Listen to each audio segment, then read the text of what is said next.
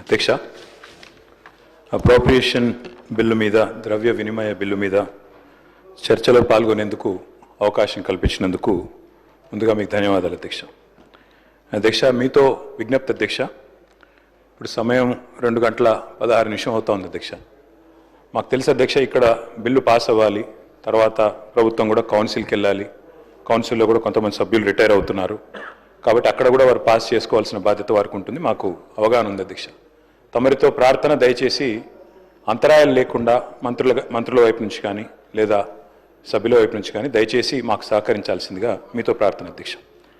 అధ్యక్ష, భారతదేశంలో రాష్ట్రాల ఏర్పాటు అనేది 1952 నుంచి 56 నుంచి కొనసాగుతూ వస్తుంది అధ్యక్ష. చివరగా 2001 సంవత్సరంలో ఆనాడు అప్పుడున్న ఎన్డీఏ ప్రభుత్వం 3 రాష్ట్రాలు ఏర్పాటు చేసింది అధ్యక్ష.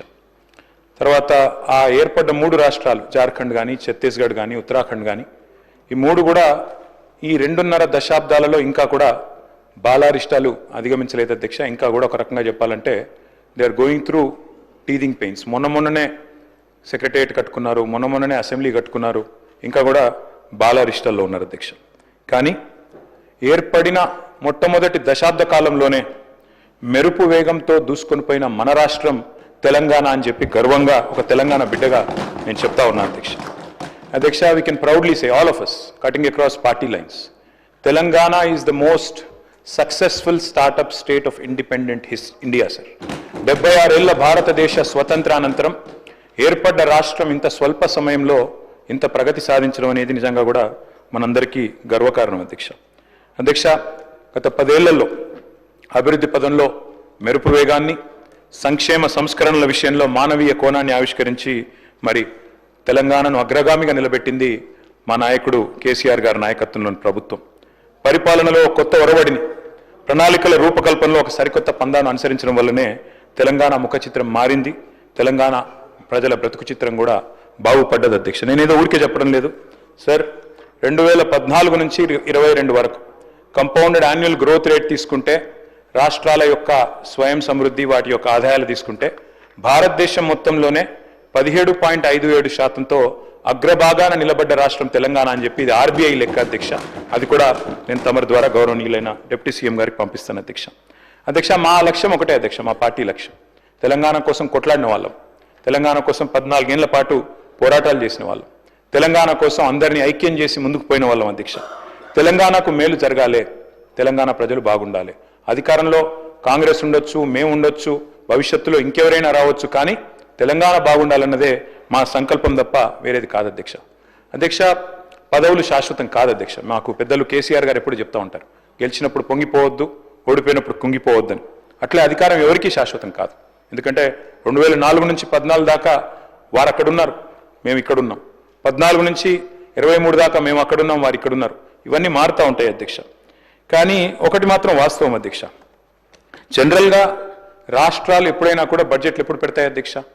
కేంద్రం పెట్టిన బడ్జెట్ చూసుకున్న తర్వాత, కేంద్రం బడ్జెట్ ప్రవేశపెట్టిన తర్వాత ఆ బడ్జెట్లో ఏం పెట్టినారు, ఏం కేటాయింపులు చేసినారు, ఏ రకమైన విధానపరమైన నిర్ణయాలు తీసుకున్నారు, ఏ రకమైన ప్రణాళికలు రూపొందించారు, దాని అనుగుణంగా మనకు వచ్చే వాటా ఎంత, మనకు రాష్ట్రానికి వచ్చేది ఎంత అని చెప్పి వారి ప్రాధాన్యత క్రమం అర్థం చేసుకున్న తర్వాత జనరల్గా రాష్ట్రాలు బడ్జెట్ ప్రవేశపెడతాయి అధ్యక్ష.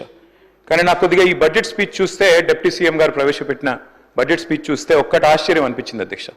కేంద్ర బడ్జెట్లో మనకు జరిగిన అన్యాయం గురించి ఒక్క మాట కూడా మాట్లాడకపోవడం అనేది కొంత ఆశ్చర్యానికి, కొంత విస్మయానికి కూడా మాకు గురి చేసింది అధ్యక్ష. చెప్పింటే బాగుండేది. తెలంగాణకు జరిగిన అన్యాయం, కేంద్ర ప్రభుత్వం ఏ రకంగా 11 ఏళ్లుగా మనను దగా చేస్తుంది, ఈ విషయం కూడా గట్టిగా చెప్పినంటే తెలంగాణ ప్రజలకు కూడా తెలిసి వచ్చేది, బాగుండేది అనేది నా అభిప్రాయం అధ్యక్ష. అధ్యక్ష, ఒకనాడు స్వర్గీయ ఎన్టీ రామారావు గారు ముఖ్యమంత్రిగా ఉన్న సమయంలో ఆయన ఒక మాట అన్నారు, కేంద్రం మిథ్య అన్నారు అధ్యక్ష. అంటే వారి భావన ఒకటే అధ్యక్ష. డాక్టర్ బాబాసాహెబ్ అంబేద్కర్ గారు రాసిన రాజ్యాంగంలో స్పష్టంగా ఉంది, India is a union of states. Union of states అంటే అధ్యక్ష, రాష్ట్రాలు లేకపోతే, సమాఖ్య లేకపోతే కేంద్రం లేదు. ఆ ఉద్దేశంతోనే వారు చెప్పింది కూడా కేంద్రం మిథ్య. రాష్ట్రాల నుంచి వచ్చే ఆదాయాలు, రాష్ట్రాల నుంచి వచ్చే పన్నులు, ఇవన్నిటి సమాహారమే కేంద్ర బడ్జెట్ అధ్యక్ష. కానీ ఇవాళ నిజంగా కూడా ఎన్టీ రామారావు గారు చెప్పింది నిజమే అనిపిస్తుంది అధ్యక్ష. ఎందుకంటే కేంద్రం నిజంగా కూడా మనకు తెలంగాణ కాడికి వచ్చే వరకు మాత్రం మిథ్య అని అనిపిస్తూ ఉన్నది. వాళ్ళు అసలు పట్టించుకుంటలేరు అధ్యక్ష. మాట్లాడితే డబుల్ ఇంజన్ అంటారు అధ్యక్ష. డబుల్ ఇంజన్ సర్కార్ అంటే ఏంది అధ్యక్ష అసలు డబుల్ ఇంజన్ అంటే మీ రాష్ట్రంలో కూడా పొలిటికల్గా మీరు మాతో అలైన్ అయితేనే, మీ రాష్ట్రంలో ఉండే ప్రభుత్వం కూడా మేము చెప్పినట్టు ఇంటేనే, మా పార్టీ ఉంటేనే మేము మీకు పైసలు ఇస్తాం, లేకపోతే ఇయ్యం. Is this not against the spirit of federalism? Is this not against constitution? అంటే ఇంత దుర్మార్గంగా డైరెక్ట్గా కేంద్రంలో ఉన్న పెద్దలే డబుల్ ఇంజన్ అని మాట్లాడుతుంటే దాని గురించి మనం మాట మాత్రంగానన్నా నిరసన చెప్పకపోతే, ప్రజలకు తెలియజెప్పకపోతే ఇది సరికాదు అధ్యక్ష. ఒక రకంగా చెప్పాలంటే కేంద్రం మీరు మాకు ఓట్లు వేస్తేనే పైసలు ఇస్తాం, లేకపోతే ఇయ్యం అని చెప్పినట్టే అధ్యక్ష, ఒక రకంగా బ్లాక్మెయిల్ చేయడం ఇది. కాబట్టి this is anti federal spirit అని చెప్పక తప్పదు. అధ్యక్ష, మన కేంద్ర బడ్జెట్ పెట్టారు February 1 నాడు. నిజంగా చాలామంది చూసి ఆశ్చర్యపోయినారు. అందులో తెలంగాణ అన్న పదం కూడా వినబడలేదు ఎక్కడ కూడా. అందరూ చాలామంది మిత్రులు అన్నారు అధ్యక్ష చూడంగానే, ఢిల్లీ బీహార్ బడ్జెట్ ఇది, ఈ రెండు రాష్ట్రాల్లో ఎన్నికలు ఉన్నాయి కాబట్టి ఆ రెండు రాష్ట్రాల కోసమే పెట్టినట్టుగా ఉన్నది అని చెప్పి మాట్లాడిన వాళ్ళు కూడా ఉన్నారు అధ్యక్ష. అధ్యక్ష, వాస్తవం ఏమంటే పార్లమెంట్ ఎన్నికల్లో మా పార్టీ పోటీ చేసింది అధ్యక్ష. మాకు సీట్లు రాలేదు, మాకు ఒక్క సీటు కూడా రాలేదు, అన్ని సీట్లు ఓడిపోయాం. చాలామంది సంకలు గుద్దుకున్నారు, సంబరపడ్డారు. బీఆర్ఎస్కు 0-0-0 గుండు 0 అని మాట్లాడారు అధ్యక్ష. కరెక్టే అధ్యక్ష, మాకు సీట్లు రాలేదు. 8 సీట్లు కాంగ్రెస్ పార్టీకి వచ్చినాయి, 8 సీట్లు బీజేపీకి వచ్చినాయి, 1 మజ్లిస్ పార్టీ గెలిచింది. కానీ వాస్తవం ఏంది అధ్యక్ష, మాకు వచ్చింది 0నే కరెక్టే పార్లమెంట్ ఎన్నికల్లో. కానీ తెలంగాణకు వచ్చింది ఏంటి అధ్యక్ష ఈ బడ్జెట్లో, కేంద్ర బడ్జెట్లో గుండు 0. 8 + 8 నార్మల్గా అయితే 16, కానీ ఇక్కడికి వచ్చే వరకు మాత్రం 8 + 8 ఖచ్చితంగా గుండు 0 అయిందని చెప్పక తప్పడం లేదు అధ్యక్ష. అధ్యక్ష, నేను పెద్దలు డిప్యూటీ సీఎం గారికి, గౌరవనీయులైన సహచర శాసనసభ్యులకు నేను విజ్ఞప్తి చేస్తా ఉన్నా అధ్యక్ష. అధ్యక్ష, పోరాడితే పోయేదేమీ లేదు, బానిస సంఖ్యలు తప్ప అని ఒక మహాకవి అన్నారు. అట్లాగే కొట్లాడకపోతే కేంద్రం కూడా మనకు వినదు అధ్యక్ష, మనతో మాట్లాడదు, మనం అడిగినవి కూడా చేయదు. అడగందే అమ్మ కూడా బోవ పెట్టదంటారు అధ్యక్ష. అట్లే మనం కూడా కొట్లాడాల్సిందే, పోరాడాల్సిందే. దానికోసం మేము కూడా కలిసి రావడానికి సిద్ధంగా ఉన్నాం. డిప్యూటీ సీఎం గారికి, ప్రభుత్వానికి కూడా నేను తెలియజేస్తా ఉన్నా. ముఖ్యమంత్రి గారు మాట్లాడుతూ అప్పుడప్పుడు అంటారు అధ్యక్ష, సఖ్యతగా ఉండాలి, సత్సంబంధాలు మెయింటైన్ చేయాలి. మేము కూడా చేసినాం సార్. 2014 నుంచి 2020 సంవత్సరం దాకా 6 సంవత్సరాల పాటు సఖ్యతతో ఉండి సాధించుకునే ప్రయత్నం మేము కూడా చేసినాం. ఆనాడు మేము కూడా మిషన్ భగీరథ అని ప్రారంభోత్సవం పెట్టి బ్రహ్మాండమైన కార్యక్రమం చేసి పెద్దలు ప్రధానమంత్రి గారిని ఆహ్వానించి వారి చేతుల మీదుగానే ముఖ్యమంత్రి గారి నియోజకవర్గం గజ్వేల్లో మీటింగ్ పెట్టి బహిరంగ సభ పెట్టి మరీ ఆహ్వానించి సఖ్యతతో సత్సంబంధాలు మెయింటైన్ చేస్తూనే 6 సంవత్సరాల పాటు పిలిచి ఆహ్వానించాం అధ్యక్ష. కానీ ఏమైంది అధ్యక్ష, ఏం జరిగింది, ఏం ఒరిగింది తెలంగాణ కేంద్రం నుంచి? దేశానికే దారి చూపెట్టి ఎన్నో పథకాలు ప్రవేశపెట్టినా కేంద్రం మాత్రం చిల్లి గవ్వ కూడా మనకు విధించలేదు. ఇంతకుముందు ముఖ్యమంత్రి గారు చెప్పారు, పన్నుల రూపంలో రూపాయి ఇక్కడి నుంచి పోతుంటే మనకు తిరిగి 42 పైసలే వస్తున్నదని. అది వాస్తవం అధ్యక్ష, రావడం లేదు. మనం ఇస్తున్నది ఎక్కువ, వారు తిరిగి ఇస్తున్నది తక్కువ. కాపీ కొట్టిన అధ్యక్ష మన పథకాలు ఎన్నో. ఒక ప్రోగ్రెసివ్ స్టేట్గా తెలంగాణ పెట్టిన పథకాలు, రైతు బంధు అనే పథకం దేశంలో ఎక్కడ పెట్టలేదు అధ్యక్ష ఎవరు 75 ఏళ్లలో. మరి ఆనాడు కేసీఆర్ గారి నాయకత్వంలో తెలంగాణ ప్రభుత్వంలో మనం రైతు బంధు ప్రవేశపెట్టిన తర్వాత 2 ఏళ్ల తర్వాత దాన్ని కాపీ కొట్టి కేంద్రంలో PM కిసాన్ అనే ప్రోగ్రాం పెట్టారు. మిషన్ కాకతీయ ఆనాడు టీఆర్ఎస్ ప్రభుత్వం తీసుకొస్తే దాన్ని కాపీ కొట్టి అమృత్ సరోవర్ అనే పథకం తీసుకొచ్చారు. మిషన్ భగీరథ అని మనం ఇక్కడ పెడితే హర్ ఘర్ జల్ అని తర్వాత వాళ్ళు కూడా తీసుకున్నారు. ఆ తర్వాత TS ఐపాస్ అని మనం ఇక్కడ తెస్తే సింగిల్ విండో అని దాన్ని కాపీ కొట్టి అక్కడ తెచ్చుకున్నారు. అభ్యంతరం ఏం లేదు. Imitation is the best form of flattery sir. తప్పకుండా మనం మంచి పనులు చేస్తున్నాం కాబట్టే వాళ్ళకు కూడా నచ్చి అనుకరించారు అనుకోవచ్చు అధ్యక్ష. కానీ బాధ ఎక్కడ అనిపిస్తుంది అంటే ఇవన్నీ అనుకరిస్తారు, మన బాటలో నడుస్తారు, మన డబ్బులు పన్నుల రూపంలో తీసుకుంటారు, కానీ తిరిగి మాత్రం మనకేమీ రాదు అధ్యక్ష. వస్తారు అధ్యక్ష కేంద్ర మంత్రులు దండయాత్రకు వస్తారు, వచ్చినప్పుడు మాత్రం నిజంగా అధ్యక్ష వాళ్ళ పర్యటనలకైనా ఖర్చులు ఇచ్చినా ఇక్కడ 2-3 ప్రాజెక్టులు పూర్తవుతున్నాయి అధ్యక్ష. గంతమంది వస్తారు వచ్చినప్పుడు మాత్రం. వాస్తవం అధ్యక్ష ఇది. నిజంగా చెప్పాలి అంటే అధ్యక్ష, we are one of the largest contributors to India's economy. ఇంతకుముందు ముఖ్యమంత్రి గారు చెప్పారు 19% ఉన్న దక్షిణాది రాష్ట్రాలు 36% జీడిపి కాంట్రిబ్యూట్ చేస్తున్నాయని. Yes, and I'm proud. Yes, of course we are Indians. ముందుగా భారతీయులం, భారత జాతి నిర్మాణంలో పాలు పంచుకుంటున్న వాళ్ళు, భారతదేశాన్ని సాదుతున్న రాష్ట్రాల్లో ఇవాళ టాప్ 5లో తెలంగాణ ఉండడం మనందరికీ గర్వకారణం అనే మాట నేను విజ్ఞప్తి చేస్తా ఉన్నా అధ్యక్ష. మన జనాభా ఎంత అధ్యక్ష భారతదేశంలో? హార్డ్లీ 2.8%. కానీ మన కాంట్రిబ్యూషన్ ఏంది అధ్యక్ష? 5.1% టు జీడిపి ఆఫ్ ఇండియా. మనందరికీ గర్వకారణం అధ్యక్ష. వీఆర్ ఎ బాక్సర్. 50 కిలోల బాక్సర్ 100 కిలోల కాంట్రిబ్యూషన్ ఇచ్చినట్టు అధ్యక్ష. We are punching double our weight. That is Telangana today. That is how I'm a proud Indian, I'm a proud Telangana అధ్యక్ష. అధ్యక్ష, నేను మిత్రుల ప్రసంగాలు నేను ఈ సమావేశంలో ఈ సెషన్స్లో నేను మాట్లాడలేదు అధ్యక్ష, మొదటిసారి మాట్లాడుతున్నాను. వింటా ఉన్నా అధ్యక్ష మన వాళ్ళందరి ప్రసంగాలు. మన వాళ్ళందరూ ట్రైనింగ్ ఇచ్చినట్టున్నారు అధ్యక్ష. గత ప్రభుత్వం సార్ నేనేమంటా సార్, పురావస్తు పరిశోధక శాఖ అని ఒకటి ఉంటుంది సార్, ఆర్కియలాజికల్ సర్వే అని. అట్లాగే మన వాళ్ళు కూడా ఏదైనా స్టేట్ ఆర్కియలాజికల్ సొసైటీ ఏమైనా పెట్టినప్పుడు అవుతూనే ఉన్నారు గత ప్రభుత్వం. అధ్యక్ష ఓకే, 10 ఏళ్ళు మేము ప్రభుత్వాన్ని నడిపాం కాబట్టి తప్పకుండా వారు అన్నా వింటున్నాం సార్. నేనేం అంటలేను అధ్యక్ష. గత ప్రభుత్వాలు అని మాట్లాడారు, సరే ఓకే అధ్యక్ష, మాట్లాడండి, విమర్శ చేయొచ్చు, తప్పు కాదు. కానీ గత ప్రభుత్వం అని చెప్పి ఒంటికాల మీద లేసే మీరు ఎందుకు మరి కేంద్రం మీద ఒక్క మాట మాట్లాడలేదు? ఎందుకు కేంద్ర ప్రభుత్వం తెలంగాణలో బడ్జెట్కి అన్యాయం చేసినా ఒక్కరంటే ఒక్కరు మాట్లాడరు? ఇది కూడా చెప్పాలి కదా అధ్యక్ష. వాస్తవం ఏంది అంటే కేంద్ర ప్రభుత్వం బడ్జెట్లో అధ్యక్ష పైన కర్ణాటకలోనేమో అప్పర్ భద్ర అనే ప్రాజెక్టుకు జాతీయ హోదా ఇస్తుంది అధ్యక్ష, కింద పోలవరం ఆంధ్రప్రదేశ్కి, పక్కన మధ్యప్రదేశ్లో కెన్ బెత్వా ప్రాజెక్టు జాతీయ హోదా.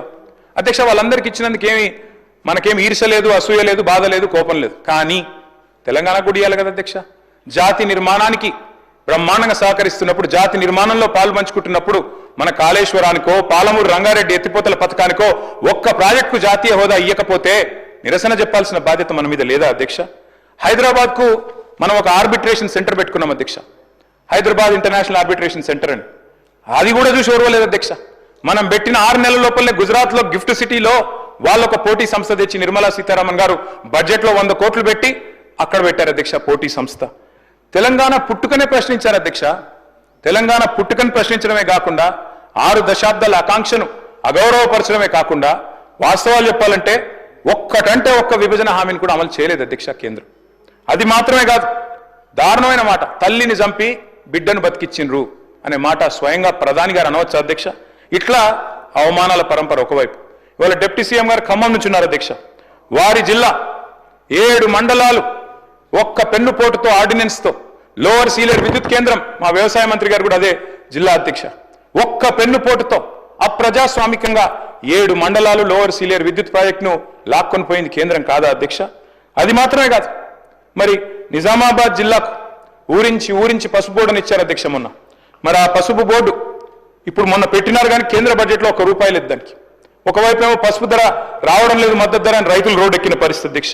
మరి మాట్లాడద్దు అధ్యక్ష వాళ్ళు పసుపు రైతులకు జరుగుతున్న అన్యాయం గురించి?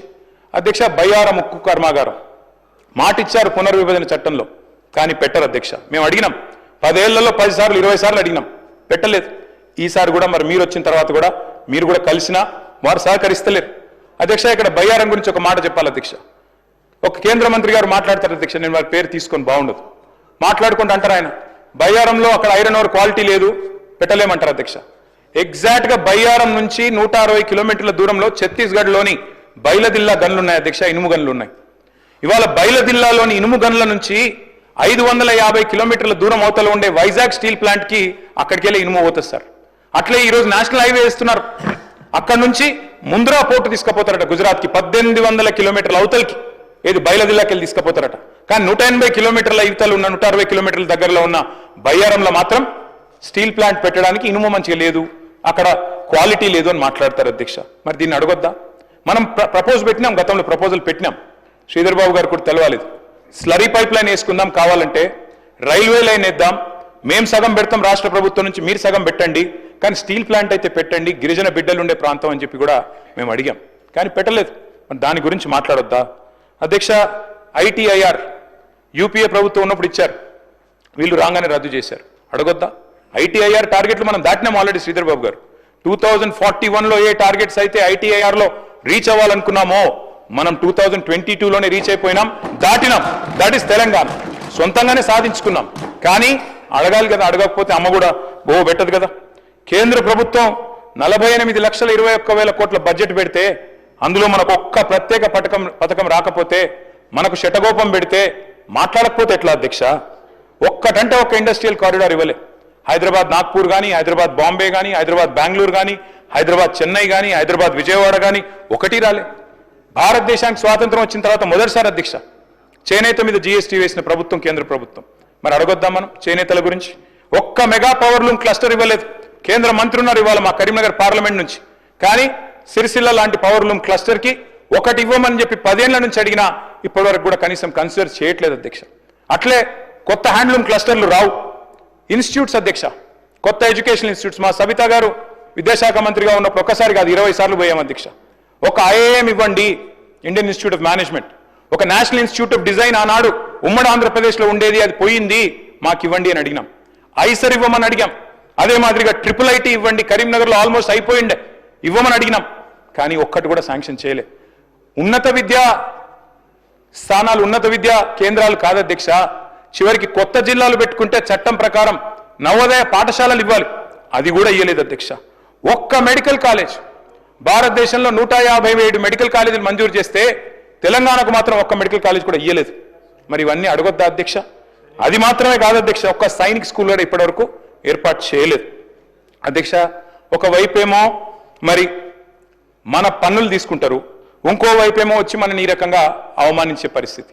మెహర్బానీ చేసినట్టు మళ్ళీ మీదికెళ్ళి వచ్చి హమ్ ఏ దియే ఓ దియే అంటే అడగకపోతే ఎట్లా అధ్యక్ష? అధ్యక్ష, నేను ఒక మాట ఈ కేంద్ర బడ్జెట్ చూసిన తర్వాత ఒకటి అనిపించింది అధ్యక్ష. వైజాగ్ స్టీల్ ప్లాంట్ కోసం, వైజాగ్ స్టీల్ ప్లాంట్ని తిరిగి మరి దాన్ని ఒక ప్రేరణ ఇవ్వడానికి, ఒక ఉద్దీపన ఇవ్వడానికి, ఒక ఫైనాన్షియల్ స్టిమ్యులస్ ఇవ్వడానికి 11,500 కోట్ల రూపాయల ప్యాకేజ్ పెట్టారు అధ్యక్ష. సంతోషం. వైజాగ్ స్టీల్ ప్లాంట్ విషయంలో మాకేం అభ్యంతరం లేదు అధ్యక్ష, వారు మన సోదరులే, తప్పకుండా వారు కూడా బాగుండాలని కోరుకుంటాం. స్టీల్ ప్లాంట్ వాళ్ళు సమ్మె చేస్తున్నప్పుడు కూడా మేము కూడా అడిగినాం, తప్పకుండా వారికి సహకరించని అడిగినాం. విశాఖ ఉక్కును అమ్మొద్దన్నాం, ప్రైవేటైజ్ చేయొద్దన్నాం. కానీ వారికేమో 11,500 కోట్ల ప్యాకేజ్ ఇచ్చారు అధ్యక్ష. సంతోషం, ఇబ్బంది ఏం లేదు. అదే మరి ఆదిలాబాద్లో అమిత్ షా గారు స్వయంగా వచ్చి చెప్పారు అధ్యక్ష.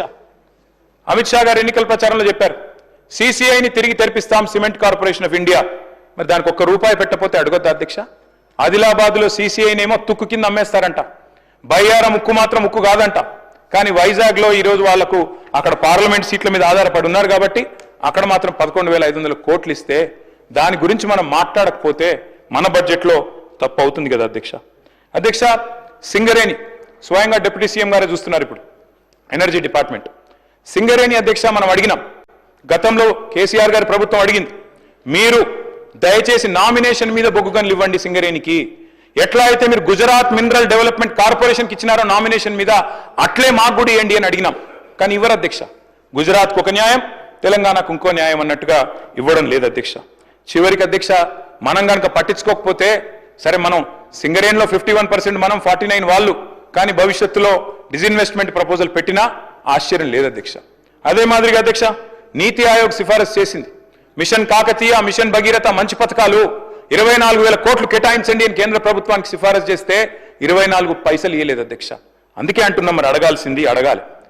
మా వాళ్ళు బీజేపీ మిత్రులు, ఎమ్మెల్యేలు, ఎంపీలు బ్రహ్మాండంగా నిజామాబాద్లో, ఆదిలాబాద్లో గెలిచినారు అధ్యక్ష.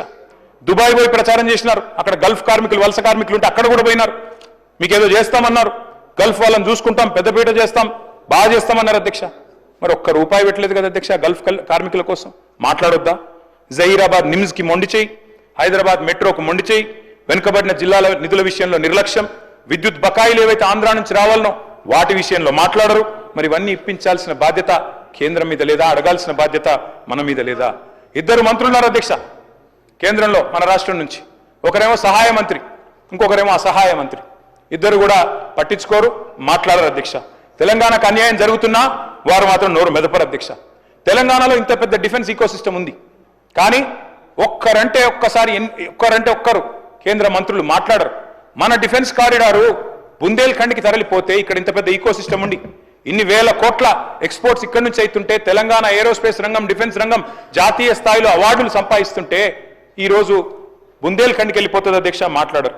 అదే మాదిరిగా అధ్యక్ష, వ్యవసాయ మోటార్లకు మీటర్లు పెట్టాలని చెప్పి ఆనాడు ఉదయ్ స్కీమ్లో చేరాలని చెప్పి మా మెడ మీద కత్తి పెట్టినా, FRBMలో అడిషనల్గా 0.5% ఇస్తాం, 30,000 కోట్లు 5 ఏళ్ల లోపల మీకు వస్తుంది తీసుకోండి అంటే కూడా మేము ఒప్పుకోలేదు.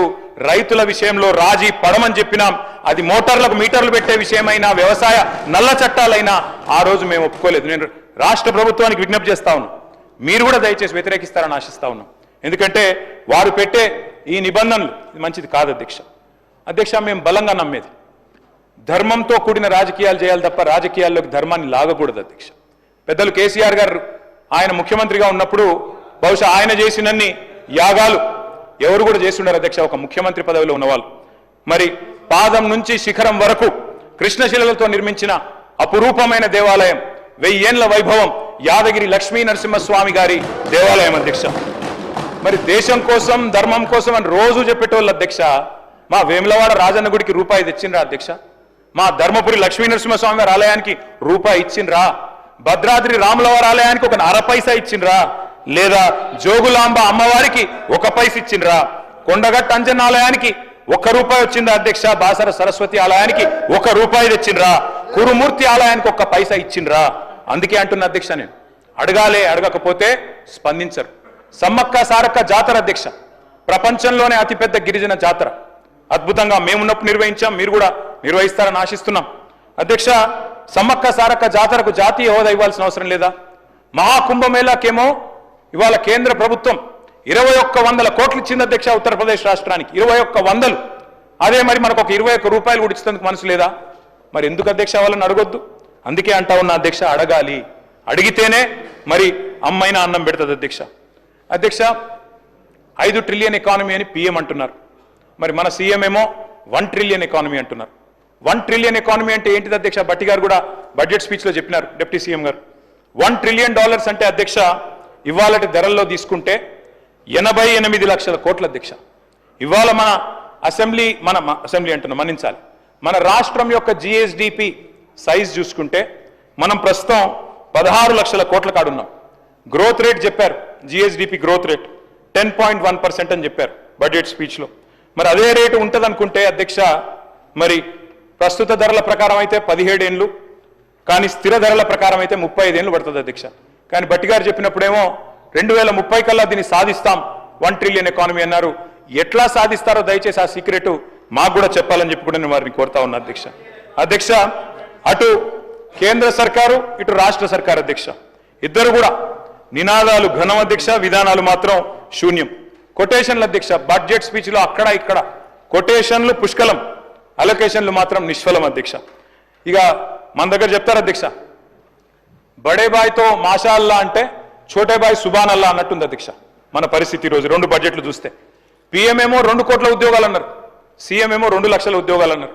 ఇద్దరు ఇయ్యలే అధ్యక్ష. అధ్యక్ష, పిఎం ఏమో 2022 నాటికి అందరికి ఇండ్లు ఇస్తానన్నాడు అధ్యక్ష. సీఎం ఏమో పోయిన బడ్జెట్లో చెప్పింది అధ్యక్ష, జూన్లో 4.5 లక్షల ఇండ్లు ఇస్తామన్నారు అధ్యక్ష. అందులో మా దళిత సోదరులకు, గిరిజన సోదరులకు 5 లక్షలు కాదు 6 లక్షలు ఇస్తామన్నారు అధ్యక్ష. మళ్ళీ సంవత్సరం తర్వాత కూడా మెచ్చుకోవాలంటే అధ్యక్ష అదే స్పీచ్ మళ్ళీ చెప్పిండ్రు, 4.5 లక్షల ఇండ్లు అన్నది మళ్ళీ చెప్పిండ్రు, మళ్ళీ అదే మాట చెప్పిండ్రు. ఇంకా ఈసారి ఎస్సీ ఎస్టీలకు 1 లక్ష తగ్గించి చెప్పిండ్రు. నేను డిప్యూటీ సీఎం గారిని కోరుతా ఉన్నా అధ్యక్ష, 1 లక్ష ఏదైతే తగ్గించారో దయచేసి నేను డిప్యూటీ సీఎం గారిని అడుగుతా ఉన్నా, మీరు పెద్దలు మల్లికార్జున్ ఖార్గే గారిని ఇక్కడికి ఆహ్వానించి చేవెళ్ల ఎస్సీ ఎస్టీ డిక్లరేషన్లో భాగంగా మీరు చెప్పిందే అది, ఎస్సీ ఎస్టీలకు గృహ నిర్మాణానికి ఇందిరమ్మ ఇంటికి 1 లక్ష ఎక్కువ ఇస్తామని చెప్పారు. దయచేసి రీఅప్రోప్రియేట్ చేయండి, ఖచ్చితంగా 6 లక్షలు అని మీరు ఇచ్చిన మాటను నిలబెట్టుకోవాలని చెప్పి మా పార్టీ తరఫున అడుగుతా ఉన్నా అధ్యక్ష. అధ్యక్ష, పిఎం వైబ్రెంట్ గుజరాత్ అన్నారు, సీఎం రైజింగ్ తెలంగాణ అంటున్నారు. పిఎం 125 లక్షల కోట్ల అప్పు చేసిండ్రు, సీఎం 1,58,000 కోట్ల అప్పు సంవత్సరంలో మాత్రం చేసిరు అధ్యక్ష. అధ్యక్ష, పిఎం ప్రతి ఖాతాలో 15 లక్షలు అన్నారు, సీఎం ఏమో ప్రతి ఖాతాలో 15,000 అన్నారు రైతులకి. ఇద్దరు వేయలే అధ్యక్ష. అధ్యక్ష, ఈస్ట్ మెన్ కలర్ లో సినిమా మాత్రం బాగా చూపెట్టారు అధ్యక్ష, కానీ తెలంగాణ ప్రజలకు అటు కేంద్ర బడ్జెట్తో ఇటు రాష్ట్ర బడ్జెట్తో ఒరిగింది మాత్రం 0 అధ్యక్ష. అధ్యక్ష, కేంద్రంతో సఖ్యత అన్నారు, సత్సంబంధాలు అన్నారు. మరి నేను అడుగుతా ఉన్నా అధ్యక్ష, ఈ సఖ్యతతో సత్సంబంధాలతో ఏం సాధించారో కూడా దయచేసి మీరు చెప్పండి, రాష్ట్ర ప్రజలకు వివరించండి అని చెప్పి కూడా నేను కోరుతా ఉన్నా అధ్యక్ష. అధ్యక్ష, పెద్దలు చెప్తారు, సత్యం వధ ధర్మం చెర, సత్యన్న వచనం శ్రేయ, సత్యం జ్ఞానం హితం భవేత్. అంటే సత్యమే మాట్లాడాలి, ధర్మాన్ని అనుసరించాలి అని చెప్తారు అధ్యక్ష. కానీ మరి లోకంలో అసత్యం అబద్ధాలు విజృంభిస్తున్నప్పుడు, హడ్డు అదుపు లేకుండా విచ్చలవిడిగా చెప్తున్నప్పుడు మౌనంగా ఉంటే అధ్యక్ష మనం కూడా అన్యాయం చేసిన వాళ్ళం అవుతాం. నిజం నిలకడ మీద తేలుతుంది అనుకుంటే మరి అందరం మునుగుతాం అధ్యక్ష. ఇవాళ నిజం నిమ్మలంగా నిద్రలేసే లోపల అబద్ధం అంతరిక్షాన్ని కూడా చుట్టొచ్చే పరిస్థితి అధ్యక్ష. అధ్యక్ష, అందుకే అధ్యక్ష అబద్ధాన్ని 100 సార్లు చెప్తున్నప్పుడు నిజాన్ని 1000 సార్లు చెప్పాల్సిన బాధ్యత మా మీద కూడా ఉంటుంది అధ్యక్ష. అధ్యక్ష, ఎన్ని రకాల అబద్ధాలు అధ్యక్ష, ఎన్ని రకాల అసత్య ప్రచారాలు చేశారు అధ్యక్ష, ఒక్కసారి గుర్తు చేసుకోండి అధ్యక్ష. మేము ఆనాడు ప్రభుత్వం నుంచి దిగిపోయిన తర్వాత మొదటి వారంలో అధ్యక్ష పేపర్లో వార్తలు, ఏదో ల్యాండ్ క్రూజర్లు కొన్నారు, విజయవాడలో దాచిపెట్టారు. ఇవాళ ఎవరు వాడుతున్నారు సార్ అవి ల్యాండ్ క్రూజర్లని? ఎక్కడ పోయినాయి సార్? అవన్నీ దాచిపెట్టారట. ప్రభుత్వం కొంటే కూడా గట్ల బదనాం చేయొచ్చా సార్? అధ్యక్ష, ప్రగతి భవన్లో 100 రూములు. మినిస్టర్ గారు సార్ ఒక్క నిమిషం సార్, ఆయన బ్రేక్ ఇస్తా ఉన్నాము. మా ప్రభుత్వం వచ్చిన తర్వాత ల్యాండ్ క్రూజర్ కొనాలని కూడా ఆలోచన చేయలేదు అధ్యక్ష. కానీ వారు ల్యాండ్ క్రూజర్ రాబోయే 10-15 సంవత్సరాలు 20 సంవత్సరాలు మేమే ప్రభుత్వంలో ఉంటామని, మాకే ఈ ల్యాండ్ క్రూజర్లు ఉండాలని ఆలోచన చేసిన అధ్యక్ష. ప్రజలేం ఆలోచన చేసిండ్రు? ఈరోజు ఏ వాహనాలకు సంబంధించి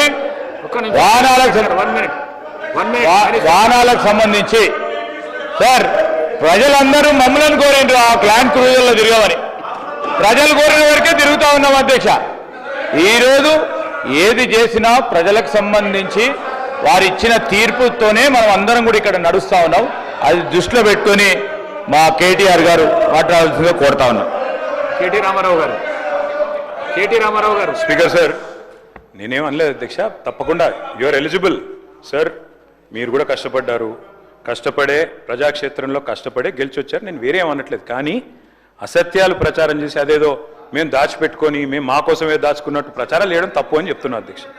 అధ్యక్ష, అట్లాగే ప్రగతి భవన్లో 100 రూమ్లు ఉన్నాయన్నారు అధ్యక్ష. 100 రూమ్లు. మరి ఇవాళ డిప్యూటీ సీఎం గారు అక్కడ ఉంటున్నారు. ఎన్ని రూమ్లు ఉన్నాయో బట్ అన్నా మీరే చెప్పాలి. ఎందుకంటే 100 రూమ్లను ప్రచారం చేసింది వారే. మేము ఉద్యోగాలు ఇవ్వలేదన్నారు అధ్యక్ష. కానీ మేము ఇచ్చిన ఉద్యోగాలకి ఇవాళ వీళ్ళు పత్రాలు ఇచ్చుకుంటాం, మేము ఉద్యోగాలు ఇవ్వలేదని చెప్పి ప్రచారం చేశారు అధ్యక్ష. అట్లాగే రేషన్ కార్డులు ఇవ్వలేదంటారు అధ్యక్ష. ఎన్నికలకు ముందు ప్రతిపక్షంలో ఉన్నప్పుడు చెప్తే ఒక అర్థం ఉంటుంది అధ్యక్ష. ఇవాళ వారు అధికారంలో ఉన్నారు. అధికారంలో ఉన్న తర్వాత వాళ్ళకు కూడా తెలుసు 2014 నుంచి 24 వరకు 6.5 లక్షల రేషన్ కార్డులు ఇచ్చిన విషయం వారికి కూడా తెలుసు. కానీ తెలిసి కూడా ఇంకా బుకాయించడం మంచిది కాదు. అన్నిటికీ మించి అధ్యక్ష బాధ ఎక్కడ అనిపిస్తుంది అంటే, అన్నిటికీ మించి రాష్ట్ర ఆర్థిక పరిస్థితి మీద, అప్పుల మీద మీరు చెప్తున్న అసత్యాలు ఏవైతున్నాయో దయచేసి ఇది మంచిది కాదు. దయచేసి రాష్ట్రాన్ని శపించడం మన ఎవరికి మంచిది కాదు అని చెప్పి పెద్దలకు నేను విజ్ఞప్తి చేస్తా ఉన్నాను. అందుకే అధ్యక్ష వారికి నేను గుర్తు చేస్తా ఉన్నాను, ఎక్కడ ఏముందో తెలియని పరిస్థితిలో ఆనాడు అప్పుడే కొత్తగా ఏర్పడ్డ రాష్ట్రంలో ఒక కొత్త సంసారంలో కదా ఒక కొత్త కుండలో ఈగజ్ వచ్చినట్టు ఆనాడు జూన్ 2, 2014 నాడు మేము పదవి బాధ్యతలు చేపట్టిన నాడు నిజానికి ఆర్థిక పరిస్థితి గురించి రాష్ట్రంలో ఎవరికి కూడా సరైన అంచనా లేదు. కానీ అలాంటి పరిస్థితుల్లో మరి 9.5 ఏళ్ళు యావత్ దేశమే అబ్బురపడే విధంగా ఇవాళ ఒక నవనవోన్మేష తెలంగాణను తీర్చిదిద్ది భారతదేశంలోనే అగ్రభాగాన నిలబెట్టింది ఖచ్చితంగా కేసీఆర్ గారి నాయకత్వం అనే మాట కుండబద్దలు కొట్టినట్టు ఒప్పుకోక తప్పదు అధ్యక్ష, చెప్పక తప్పదు అధ్యక్ష. 2023 డిసెంబర్ 3 నాడు కట్టిన ఇల్లు, పెట్టిన పొయ్యి, వడ్డిచ్చిన విస్తర్ లాంటి స్వయం పోషక సస్యశ్యామల స్వయం సమృద్ధి కలిగిన రాష్ట్రాన్ని మీ చేతుల్లో పెట్టినాం. అమోఘమైన ఆర్థిక సౌష్ఠవాన్ని సమకూర్చి చెప్తా తొందరపడక వినుండ్రి బ్రహ్మాండంగా అధ్యక్ష మరి సకల సౌకర్యాలతో అప్పజెప్పినాం అధ్యక్ష. నేను చెప్పేది ఏది కూడా నా కవిత్వం కాదు అధ్యక్ష. నేను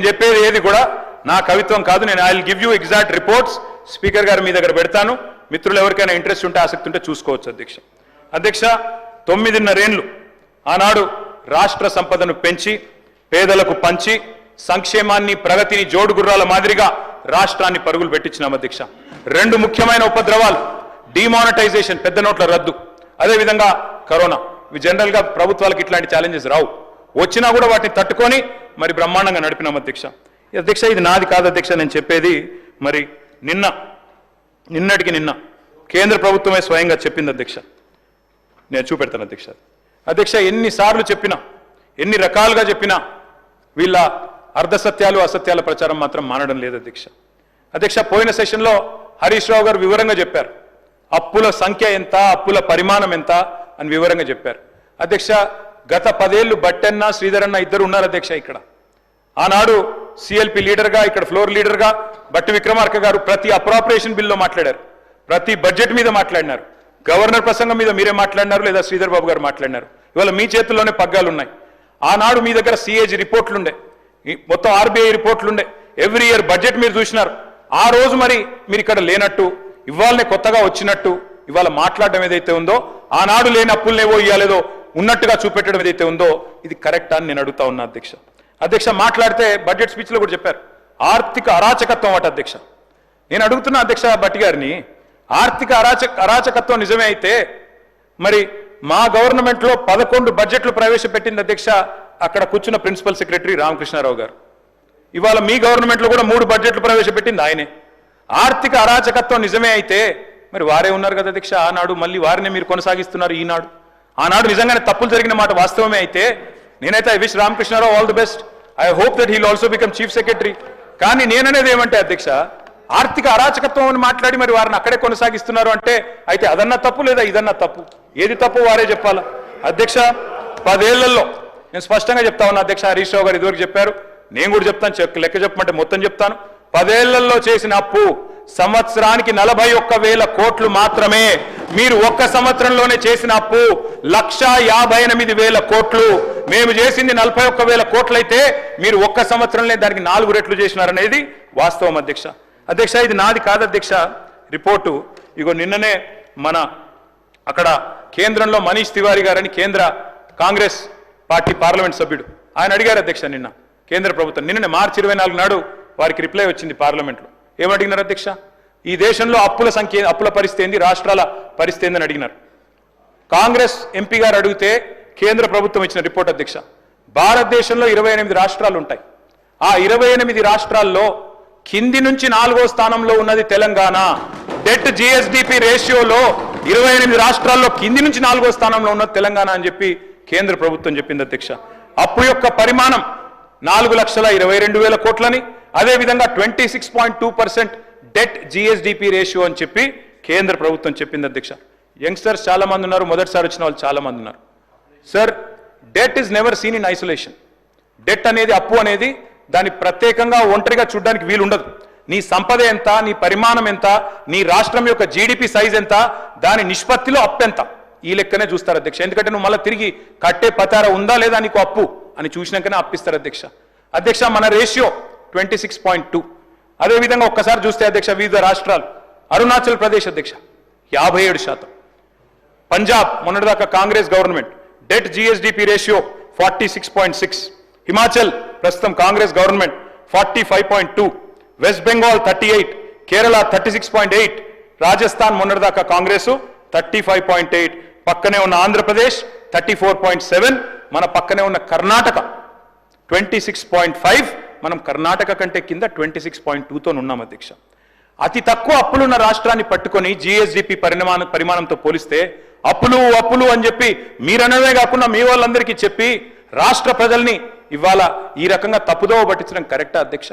అది మాత్రమే కాదు అధ్యక్ష, వడ్డీలపై కూడా వక్రీకరణలు, అసలు ఎంత కడుతున్నాం, వడ్డీలు ఎంత కడుతున్నాం అని ముఖ్యమంత్రి గారి నుంచి మొదలు పెడితే కింది స్థాయి దాకా ప్రతిరోజు మాట్లాడుతున్నారు అధ్యక్ష. I'm not quoting my own report అధ్యక్ష, I'm quoting the controller and auditor generals report, CAG report అధ్యక్ష. ఇది లేటెస్ట్ రిపోర్ట్.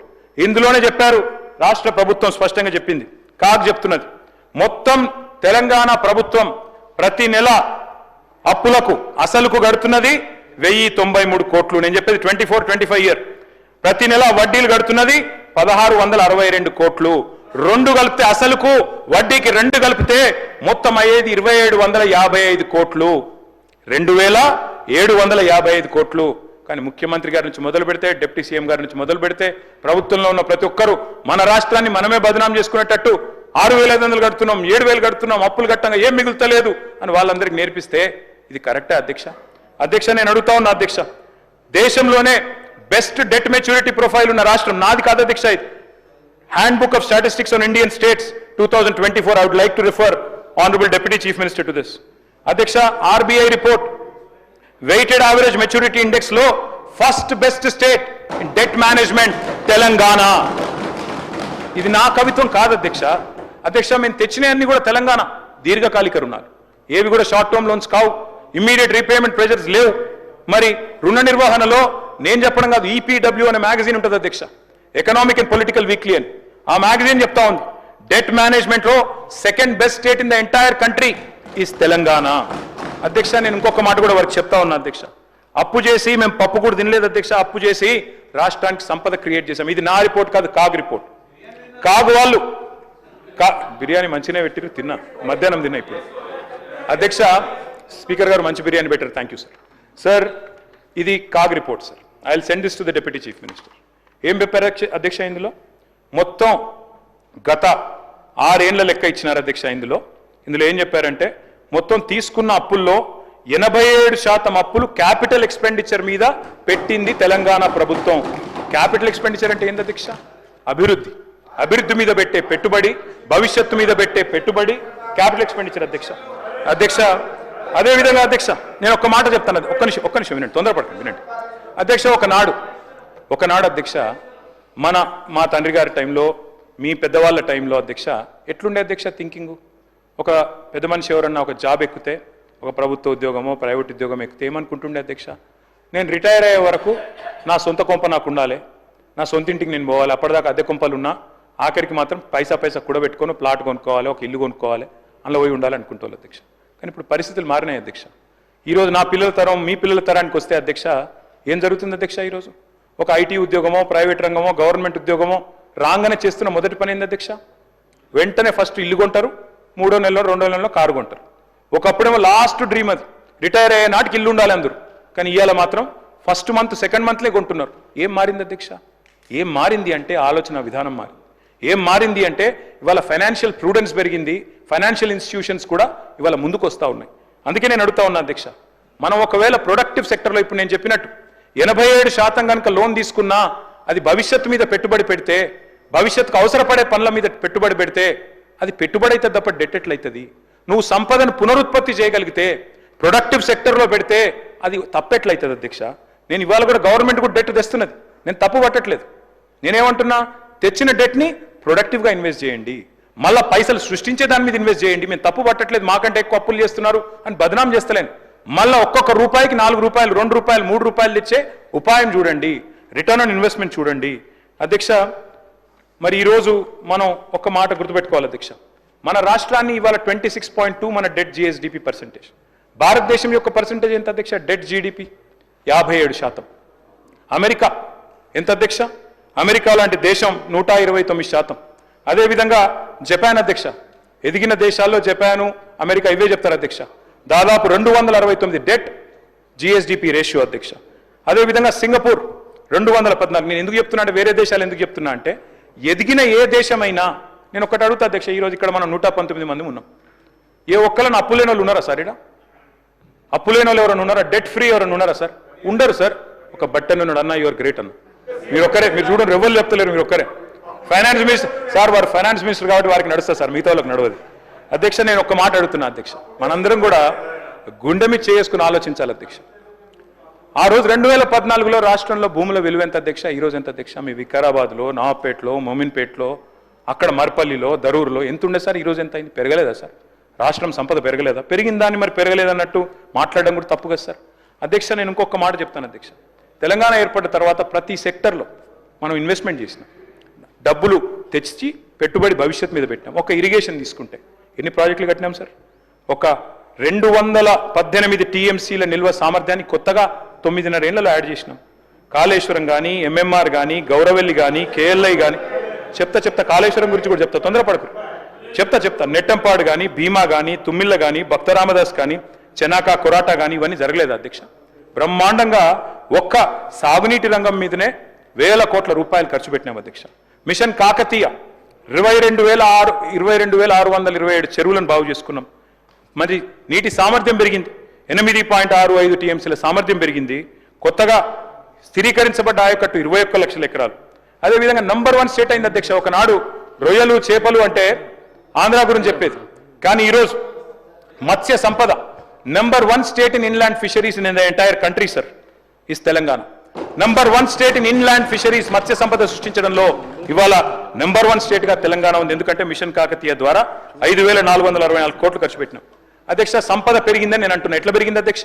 నేను ఒక్క మాటలో చెప్పాలి అంటే, 2013-14లో అన్ని రకాల పంటల దిగుబడి అధ్యక్ష మొత్తం రాష్ట్రంలో, ఆనాడు మన రాష్ట్రం ఏర్పడినాడు అన్ని రకాల పంటలు, వరి మాత్రమే కాకుండా అన్ని కలిపితే 1,07,49,000 టన్నులు అన్ని రకాల పంటల దిగుబడి. అదే 2023-22 సంవత్సరానికి వస్తే 1,07,49,000 టన్నుల నుంచి 4,65,24,336 టన్నులకు, అంటే దాదాపు 355% పెరిగింది అధ్యక్ష.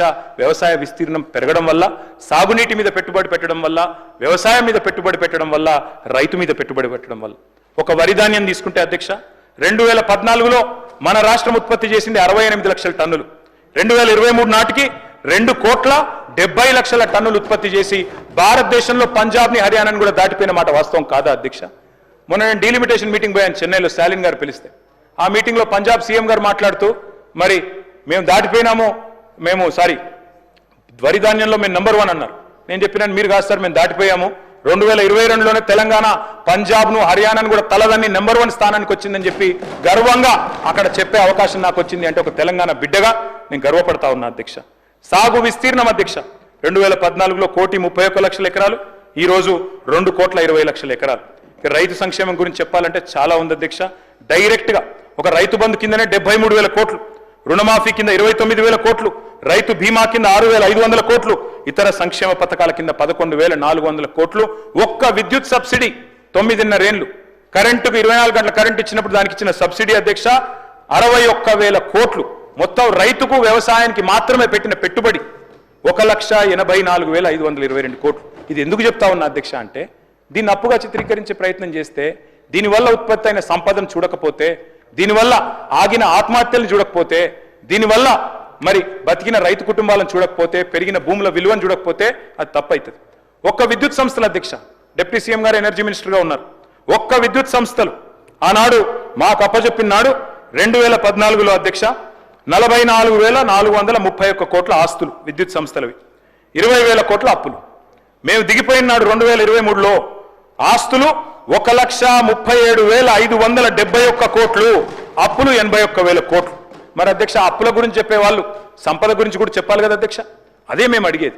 ఆ అప్పులతోని రూపాయి పెట్టుబడి పెట్టి ఇవాళ బ్రహ్మాండంగా ఇవాళ మన రాష్ట్రం పెరిగింది అధ్యక్ష. 2014లో ఆనాడు ఎలక్ట్రిసిటీ ఇన్స్టాల్ కెపాసిటీ సార్ 7,700 మెగావాట్లు. కానీ ఈ రోజు అధ్యక్ష, మొన్న మీరు పెట్టిన సోషియో ఎకనామిక్ అవుట్లుక్ లోనే 26,000 మెగావాట్లు. భారతదేశంలో ఏ రాష్ట్రం కూడా ఇంత వేగంగా ఇంత ఇన్స్టాల్ కెపాసిటీని పెంచిన రాష్ట్రం లేదు అధ్యక్ష. ఎన్నో ఇంటాంజిబుల్ అవుట్కమ్స్ ఉన్నాయి. ఇప్పుడే నేను చెప్పినట్టు ఫ్లోరైడ్ నిర్మూలన కానీ, ఆగిన రైతుల ఆత్మహత్యలు కానీ ఎట్లా వెలగడతాం అధ్యక్ష? వాటికి సేవ్ చేసిన ప్రాణాలు కానీ, కరెంటు షాక్లతో, ఇవన్నిటికీ కూడా మనం ఈరోజు వెలగట్టడానికి వీల్లేదు అధ్యక్ష.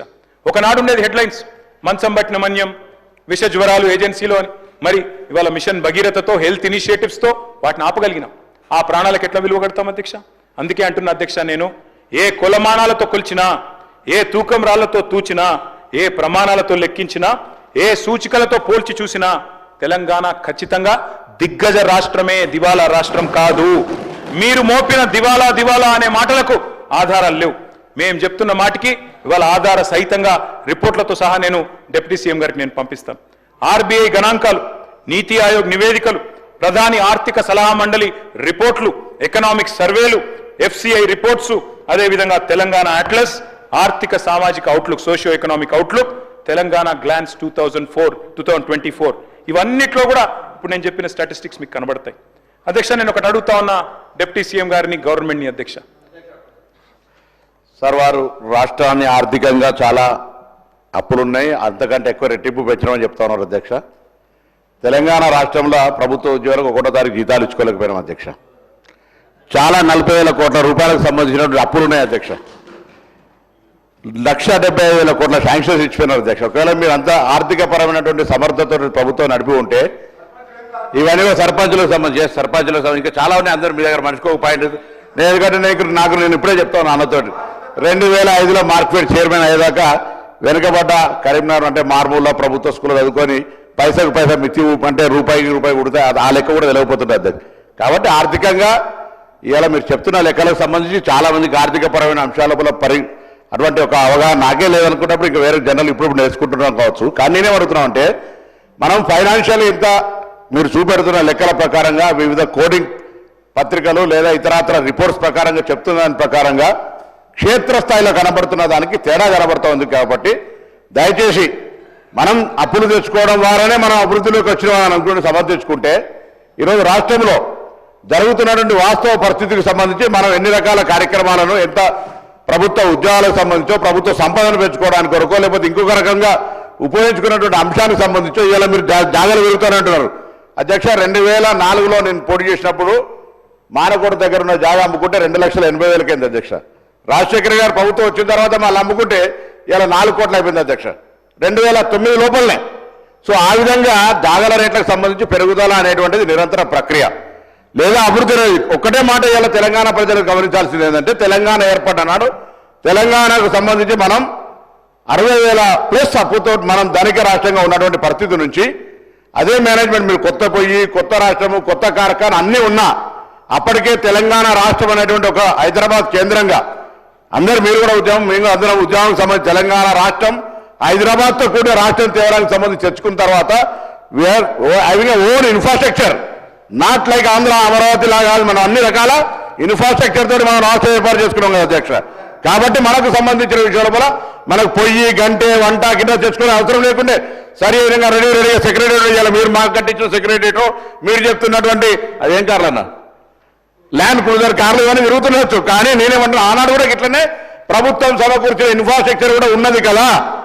ఆ రోజు సమకూర్చిన ఇన్ఫ్రాస్ట్రక్చర్ తోటి మన రాష్ట్రానికి అనేక రకాలుగా తీసుకోవడానికి ప్రయత్నం చేయాలి. 10 ఏళ్ల రాష్ట్రంలో ఉన్నటువంటి పరిస్థితుల్ని ఆర్థిక మంత్రి గారు జవాబులు చెప్తారు.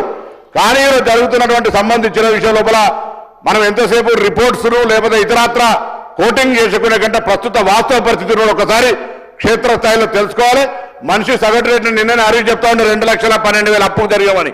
ఈ విధంగా అప్పులకు సంబంధించి వేరే రాష్ట్రాలతో పోల్చుకొని మనం చాలా తక్కువ అని చెప్తున్నారు. ఇవన్నీ పెద్ద లెక్క మన ఊళ్ళలో చెప్పినటువంటి లెక్క కాకుండా దయచేసి తెలంగాణ 10 సంవత్సరాల నుంచి ఇంకా భవిష్యత్తుకు సంబంధించి మీరు అంటారు విమర్శించుకోవద్దు మన రాష్ట్రాన్ని. కేంద్రం నుంచి అందరి నుంచి నిధులు తెచ్చుకోవాలనుకుంటున్నాం. ఆ దిశలో మన కార్యక్రమం కొనసాగాలని గౌరవ మాజీ మంత్రి గారికి యువ శాసనసభ్యుడిని ఈ సందర్భంగా విజ్ఞప్తి చేస్తున్నాను. స్పీకర్ సార్, నేను చెప్పింది వారు చెప్పింది ఎవరు చెప్పింది అయినా కూడా అధ్యక్ష అల్టిమేట్గా అవన్నీ కూడా రిపోర్ట్స్ అధ్యక్ష. నేనేమి నా సొంత కవిత్వం కాదు. సరే, I take his point in the right spirit sir. తప్పకుండా వారు అన్నట్టుగా మరి జీతాలు ఎందుకు ఇవ్వలేదన్నారు. 2019 చివరిలో కరోనా వచ్చింది అధ్యక్ష. అప్పటిదాకా జీతాలు మంచిగానే వచ్చినాయి.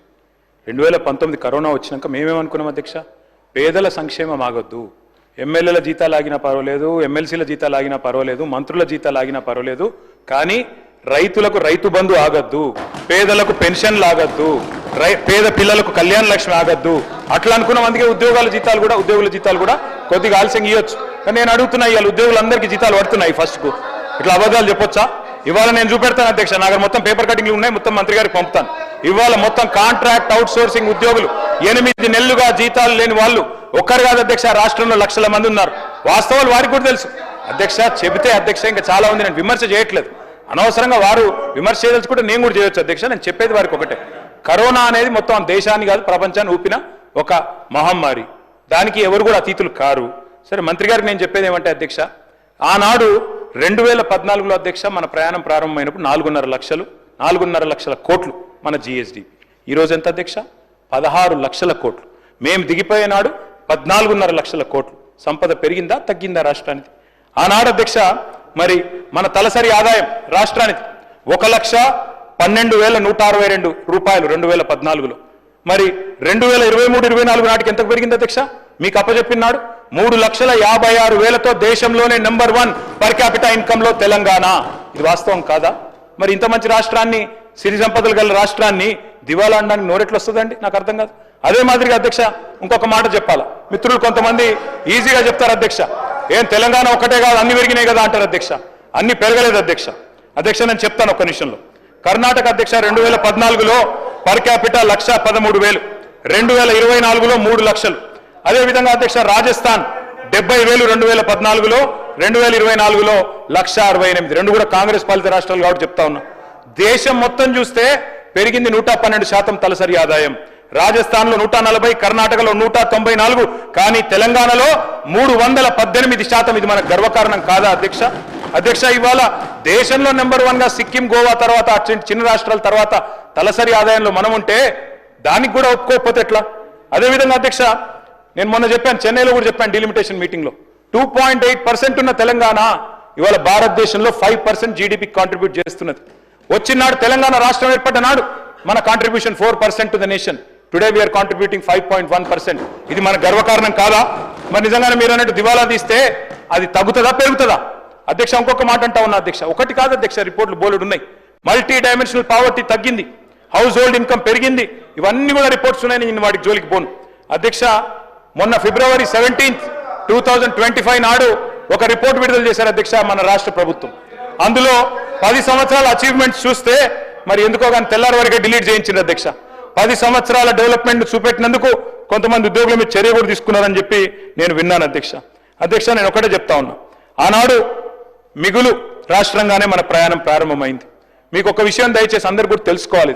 మేము ఆనాడు తెలంగాణ ఉద్యమంలో ఉన్నప్పుడు పెద్దలు కేసీఆర్ గారు, పెద్దలు జయశంకర్ గారు ఎప్పుడు చెప్పేవారు, తెలంగాణ 1948లో సర్ప్లస్ స్టేటే, 1956లో ఆంధ్రాతో కలిసినాడు సర్ప్లస్ స్టేటే, 68లో ఉద్యమం ప్రారంభమైనాడు మొదటి దశ ఉద్యమం, ఆ రోజు సర్ప్లస్ స్టేటే, 2001లో సర్ప్లస్ స్టేటే, 2014లో సర్ప్లస్ స్టేటే, 2025లో కూడా సర్ప్లస్ స్టేటే, మిగులు రాష్ట్రమే. నేనేదో ఊరికే చెప్పట్లేదు అధ్యక్ష. సర్ప్లస్ అంటే ఏంది అధ్యక్ష? సర్ప్లస్ అంటే అధ్యక్ష తెలంగాణ రెవెన్యూ రిసీట్స్ ఉంటాయి, తెలంగాణ రెవెన్యూ ఎక్స్పెండిచర్ ఉంటుంది. రెవెన్యూ రిసీట్స్ అంటే రాష్ట్రం యొక్క సొంత పన్నుల ఆదాయం, పన్నేతర ఆదాయం, నాన్ ట్యాక్స్ రెవెన్యూ. అదే మాదిరిగా మనకు కేంద్రం నుంచి వచ్చే సెంట్రల్ షేరు, అదేవిధంగా గ్రాంట్స్ ఇన్ ఎయిడ్, ఈ 4 కలిపితే రెవెన్యూ రిసీట్స్ అధ్యక్ష. రెవెన్యూ ఎక్స్పెండిచర్ అంటే జీతాలు, పెన్షన్లు, మిత్తీలు, అదేవిధంగా సబ్సిడీలు, ఈ 4 అధ్యక్ష. రెవెన్యూ ఒకవేళ రెవెన్యూ ఇన్కమ్, రెవెన్యూ రిసీట్స్ కనుక రెవెన్యూ ఎక్స్పెండిచర్ కంటే ఎక్కువ ఉంటే we are revenue surplus. Today I'm going to share the details with you sir. మీరు 2014లో రాష్ట్రాన్ని మాకు అప్పచెప్పినప్పుడు ఆనాడు కాంగ్రెస్ పార్టీ 369 కోట్ల రెవెన్యూ మిగులుతో మాకు అప్పచెప్పింది. మళ్ళీ మేము తిరిగి మీకు అప్పచెప్పినాడు 2023లో 5,944 కోట్ల రెవెన్యూ సర్ప్లస్ తో మీకు అప్పచెప్పినాం. ఈరోజు మీరు బడ్జెట్ ఇక్కడ పెట్టినారు, ఏం పెట్టారు? ఇందులో 2,700 కోట్ల రెవెన్యూ సర్ప్లస్ అని పెట్టినారు. నేను అడుగుతా ఉన్న బట్టి విక్రమార్క గారిని, పెద్దలు ముఖ్యమంత్రి గారిని, అధ్యక్ష తెల్లారలేస్తే చెప్తారు అధ్యక్ష అప్పులు వడ్డీలు కట్టడానికే మాకు డబ్బులు లేవని.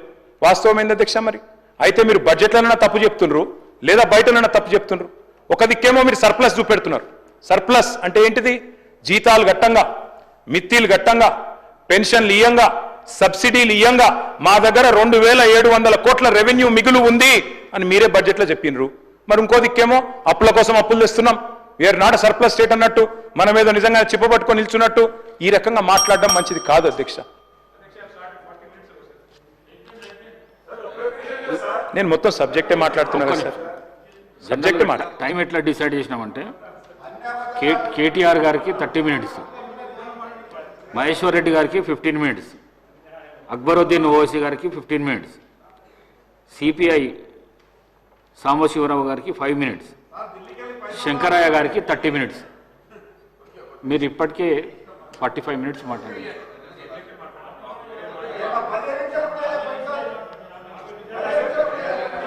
దయచేసి మరొక 45 నిమిషాలు ఇవ్వండి, నేను కంప్లీట్ చేస్తాను సార్. ఎందుకంటే నేను సబ్జెక్టే మాట్లాడుతున్నా తప్ప వేరే విమర్శ కూడా చేస్తలేను సార్.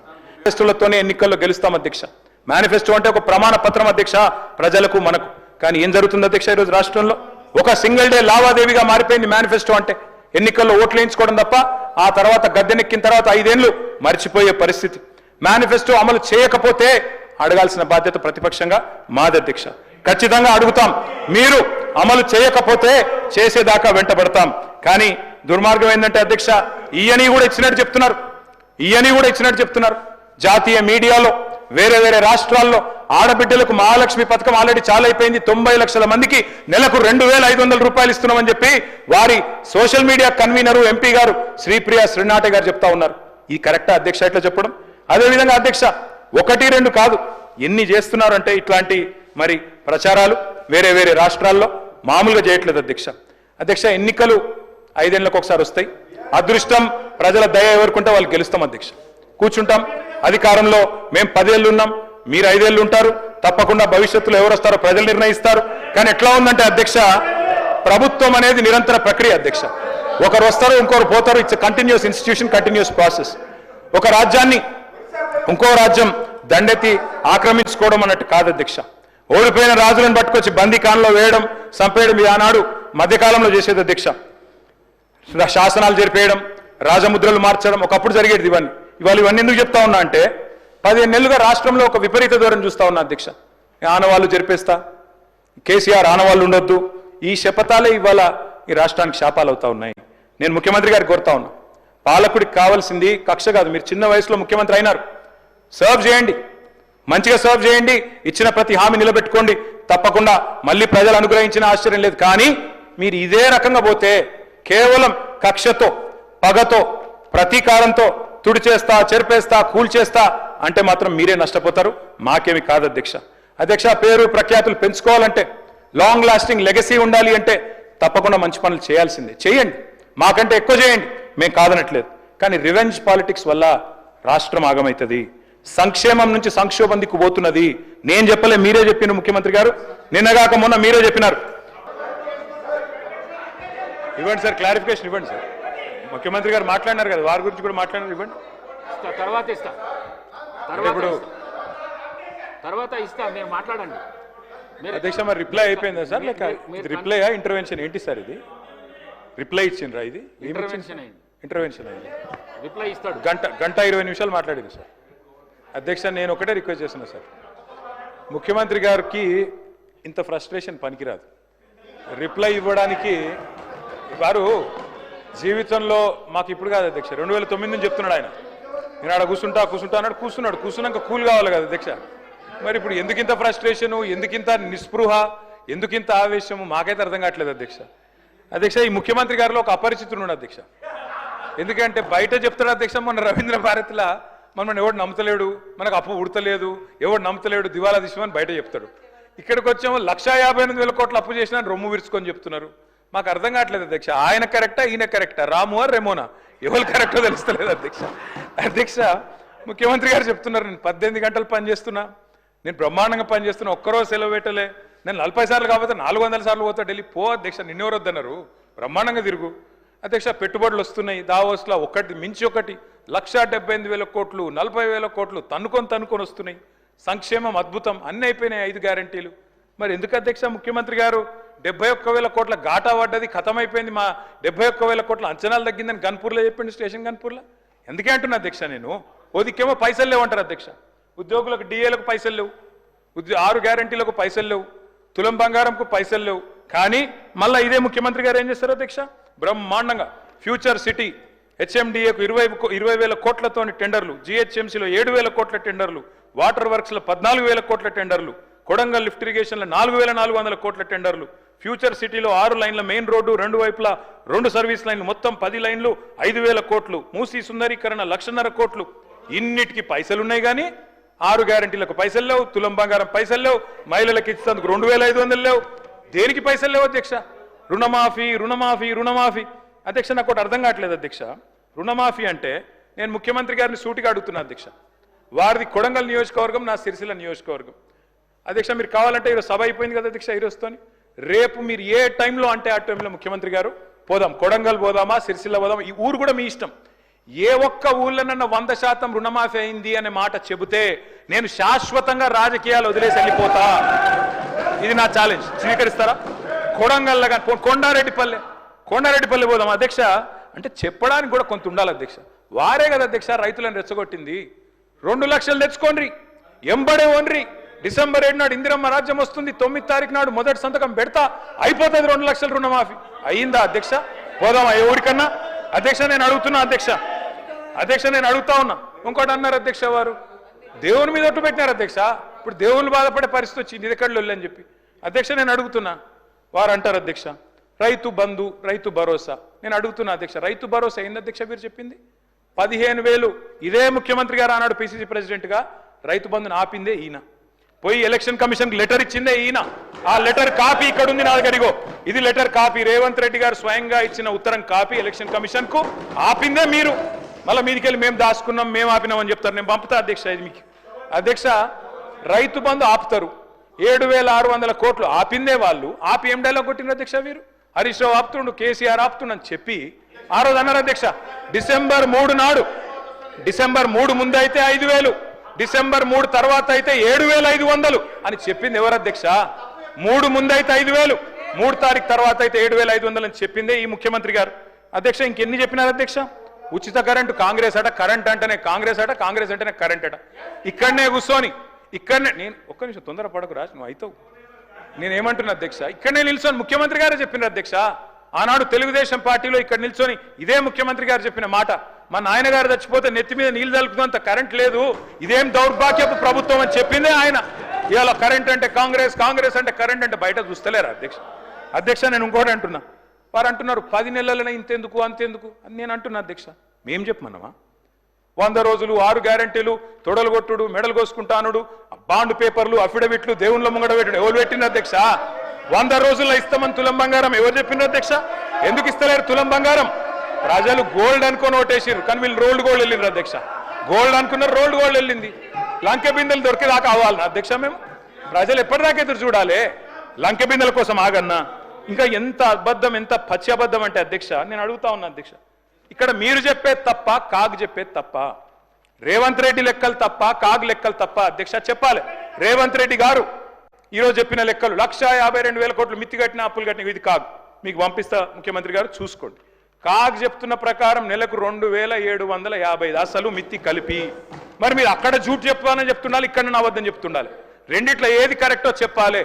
ఆర్థిక అరాచకత్వం అన్నారు అధ్యక్ష. ఆర్థిక అరాచకత్వం నిజమైతే ఆయననే ఎందుకున్నాడు అధ్యక్ష ఆర్థిక కార్యదర్శి? మాకు 11 బడ్జెట్లకు సాయం చేసిన ఆయన, మీకు 3 బడ్జెట్లకు సాయం చేసిన ఆయన, ఆయన ఎందుకు కొనసాగిస్తున్నారు? మరి ఏది కరెక్ట్? అందుకే అంటున్న అధ్యక్ష. ఇంకోటి బోనస్, అది కూడా గొప్పగా చెప్పిన అధ్యక్ష. బోనస్ బోనస్ ఇగో అధ్యక్ష, ఇది కాంగ్రెస్ మేనిఫెస్టో, పేజ్ నెంబర్ చూసుకోండి, పేజ్ నెంబర్ 8. ఏం చెప్పిన అధ్యక్ష ఈ మేనిఫెస్టోలో? వరి ధాన్యం మద్దతు ధర 2183. దేనిది మద్దతు ధర? ఇది దొడ్డు వడ్లది. 2183 అంటే దొడ్డు వడ్లు. దొడ్డు వడ్లకు మీరేం చెప్పినారు? 500 కలిపి 2683 ఇస్తామని చెప్పినారు. ఇచ్చిండ్రా? మీరేం చెప్పిన? మొక్కజొన్న 1670 కలిపి 2200 ఇస్తాం. కందులు 6300, 6700 ఇస్తాం. సోయాబీన్ 3950, 4400 ఇస్తాం. పత్తి 6025, 6500 ఇస్తాం. మిర్చికి మద్దతు ధర 15000 ఇస్తాం. పసుపుకు 12000 ఇస్తాం. ఎర్రజొన్నకు 3500 ఇస్తాం. చెరుకుకు 4000 ఇస్తాం. జొన్నలకు 3050 ఇస్తాం. ఒక్కటన్ని ఇచ్చిండ్రా? బోనస్ బోగస్ కాలేదా? రాష్ట్రంలో రైతులు చూస్తలేరా? ఎటువడతాడు దబాయిస్తే అయిపోతుంది అధ్యక్ష. ఇంకా విచిత్రం, నాకు ఇంకా గమ్మత్ అనిపించింది ఆయన అధ్యక్ష. ఆయన ఏమైనా స్వాతంత్ర ఉద్యమం చేసి జైలుకు పోయింది అధ్యక్ష? ఏం చేసిపోయింది అధ్యక్ష జైలుకి? ఆయన ఏదో పెద్ద సానుభూతి. మేము పోలేదా జైలుకి? వరంగల్ జైలుకి నేను కూడా పోయిన తెలంగాణ ఉద్యమంలో. ఎస్ ఉన్నాం, అక్కడ బరాబర్ ఉన్నాం. మీరెందుకు పోయినరంటే నేను అడుగుతున్నా ఈరోజు. ఎస్ మీ ఇంటికి ఇవ్వాలని జూబ్లీ హిల్స్ ప్యాలెస్ మీదకి ప్రైవేట్ డ్రోన్ పంపితే ఊకుంటావా? అక్కడ నీ బిడ్డనో నీ వైఫో ఉంటే వాళ్ళని ఇష్టం ఉన్నట్టు ఫోటోలు తీస్తే ఊకుంటావా? ఎవరి ఇళ్లలో పడతా వాళ్ళ ఇళ్ళ దొరబడతా, నా ఇష్టం ఉన్నట్టు చేస్తా, అరాచకం చేస్తా అంటే ఊకుంటారా అధ్యక్ష? ఇది పద్ధతేనా అధ్యక్ష? అంటే మీ కాడికి వచ్చేవరకే కుటుంబాలు, మీ కాడి కొరకు వచ్చేవరకే భార్య పిల్లలు, వేరే వాళ్ళకి లేరా అధ్యక్ష భార్య పిల్లలు? మీరు ఆనాడు ఇష్టం ఉన్నట్టు మాట్లాడినప్పుడు, లేని రంకులు అంటగట్టినప్పుడు, ఇష్టం ఉన్న సంబంధాలు మాట్లాడినప్పుడు ఆ రోజు లేవా నీతులు? చివరికి మా ఇంట్లో పిల్లల్ని కూడా తిట్టింది మీరు కాదా? ఆనాడు మా ఇంట్లో చిన్న చిన్న పిల్లల్ని పట్టుకొని, మైనర్ పిల్లల్ని పట్టుకొని బూతులు మాట్లాడింది మీరు కాదా? మీరేదో పెద్ద సానుభూతి కోసం మాట్లాడితే ఏం పని చేసిపోయినా మీరు జైలు. అయినా నేను అడుగుతున్నా ముఖ్యమంత్రి గారు, నేను అడుగుతున్నా అధ్యక్ష, జైలుకి ఎవరు పంపుతారు అధ్యక్ష? ప్రభుత్వాలు పంపుతాయా? కోర్టులు పంపుతాయి. కోర్టులో మీరు ఛాలెంజ్ చేసినారు, నన్ను రిమాండ్కి పంపొద్దు అని మీ లాయర్లు అడిగినారు. కోర్టు కాదు మీరు జైలుకే పోవాలని చెప్పింది. మేమేం చేస్తాం దానికి? రిమాండ్కు పంపేది మేం కాదు సార్, మీరు కాదు. ముఖ్యమంత్రి గారు హుంకరిస్తున్నారు. నేను అనుకుంటే అక్కడ ఎవరు మిగిలరు.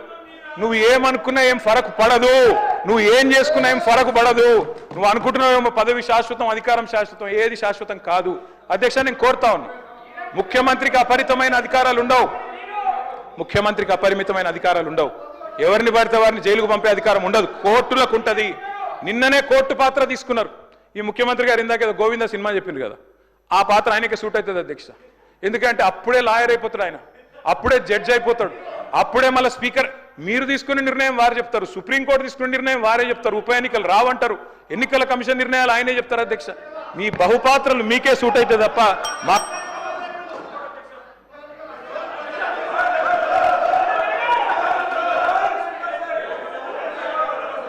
సార్ స్పీకర్ సార్ మీరు చెప్పారు, ఇన్ని పేర్లు చెప్పారు ప్రాజెక్టులు. నాగార్జున సాగర్, శ్రీశైలం, మంజీరా, మొత్తం కాంగ్రెస్ కట్టిన ప్రాజెక్టుల లిస్టులని చెప్పారు. నేను అడుగుతా ఉన్నది, ఎస్ నిజం, ఎస్ నేను కాదని లేదు కదా. 50 ఏళ్ళ అధికారం ఇచ్చినప్పుడు ఆ మాత్రం కట్టాలి కదా, కట్టపోతే కూడా బాగుండదు కదా. కట్టిండ్రు. మరి 2014 ముందు లేవా ఇవన్నీ?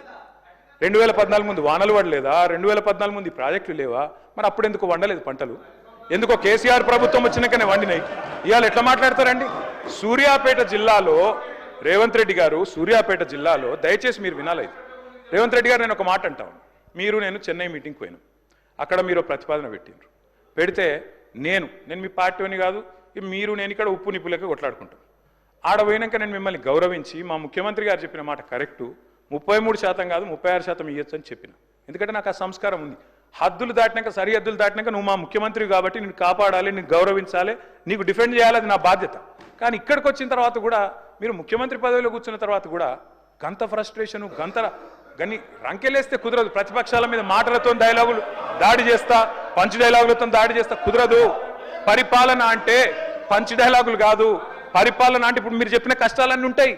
పరిపాలన అంటే ఇప్పుడు మేము 2014లో మేము కూడా ఆడికి వచ్చినాడు, ఇవన్నీ కష్టాలతోనే మేము కూడా స్టార్ట్ చేసినాం. మెల్లమెల్లగా ఒక్కొక్కటి సెట్ చేసుకుంటేనే వీడి దాకా వచ్చినాం. I wish you the best Revanth Reddy గారు. కానీ దయచేసి మీరు అన్నారు కదా కక్ష సాధింపు లేదు. కక్ష సాధింపు లేకపోతే నేను అడుగుతున్నా అధ్యక్ష, ఎందుకు రద్దు చేసినారు అధ్యక్ష? మేము తెచ్చిన పథకాలని, మేము తెచ్చిన ప్రాజెక్టులను. అప్పటికే ఎయిర్పోర్ట్ మెట్రో టెండర్ అయిపోయింది. రేవంత్ రెడ్డి గారికి ఒకటే కోపం ఏంటంటే వీళ్ళు తెచ్చిరు, నేను రద్దు చేయాలి, చేసి పారేసిండు. ఓకే, నో ప్రాబ్లం, ప్రభుత్వం మీది, మీ ఇష్టం. ఫార్మా సిటీ రద్దన్నారు, ఫార్మా విలేజ్లు ముద్దన్నారు. ఏమైంది అధ్యక్ష? మీ సొంత నియోజకవర్గం రేవంత్ రెడ్డి గారు కొడంగల్లో ఏం జరిగింది? ఈరోజు నేను అడుగుతా ఉన్నా అధ్యక్ష, ముఖ్యమంత్రి గారు తప్పు కాదు, ఆయన బిజీగా ఉంటాడు సహజంగానే. ముఖ్యమంత్రి అంటే ఆయనకు నిజంగా కూడా 18 గంటలు కాదు 24 గంటలు పని చేసినా కావాల్సినంత పని ఉంటుంది. కానీ ఏం జరిగింది రేవంత్ రెడ్డి గారు? మీకు మరి లగచర్లలో ఒకటి పెట్టాలనుకున్నప్పుడు ఏం చేయాలా? మీరో, మీ బ్రదరో, లేకపోతే మీ నాయకులో అందరు కలిసి కాన్ఫిడెన్స్లో తీసుకొని వాళ్ళను అట్లా కాదు ఇట్లా అని ఒప్పించి మంచి జరుగుతుంది మనకని చెప్పి ఒప్పించి చేయాలి. కానీ మీరేం చేసిండ్రు? వాళ్ళు ధర్నాలు చేస్తే పట్టించుకోవాలి, రాస్తారోకలు చేస్తే పట్టించుకోవాలి. 9 నెలలు అక్కడ టెంట్ పడితే పోయిన వాళ్ళు లేరు, అడిగిన వాళ్ళు లేరు. ఆఖరికి అధికారులు పోతే లొల్లయింది. ఆ లొల్లిని మాకంటగట్టి మేమేదో చేసినామంటే నేను రేవంత్ రెడ్డి గారికి విజ్ఞప్తి చేస్తున్నా, మీరు మీ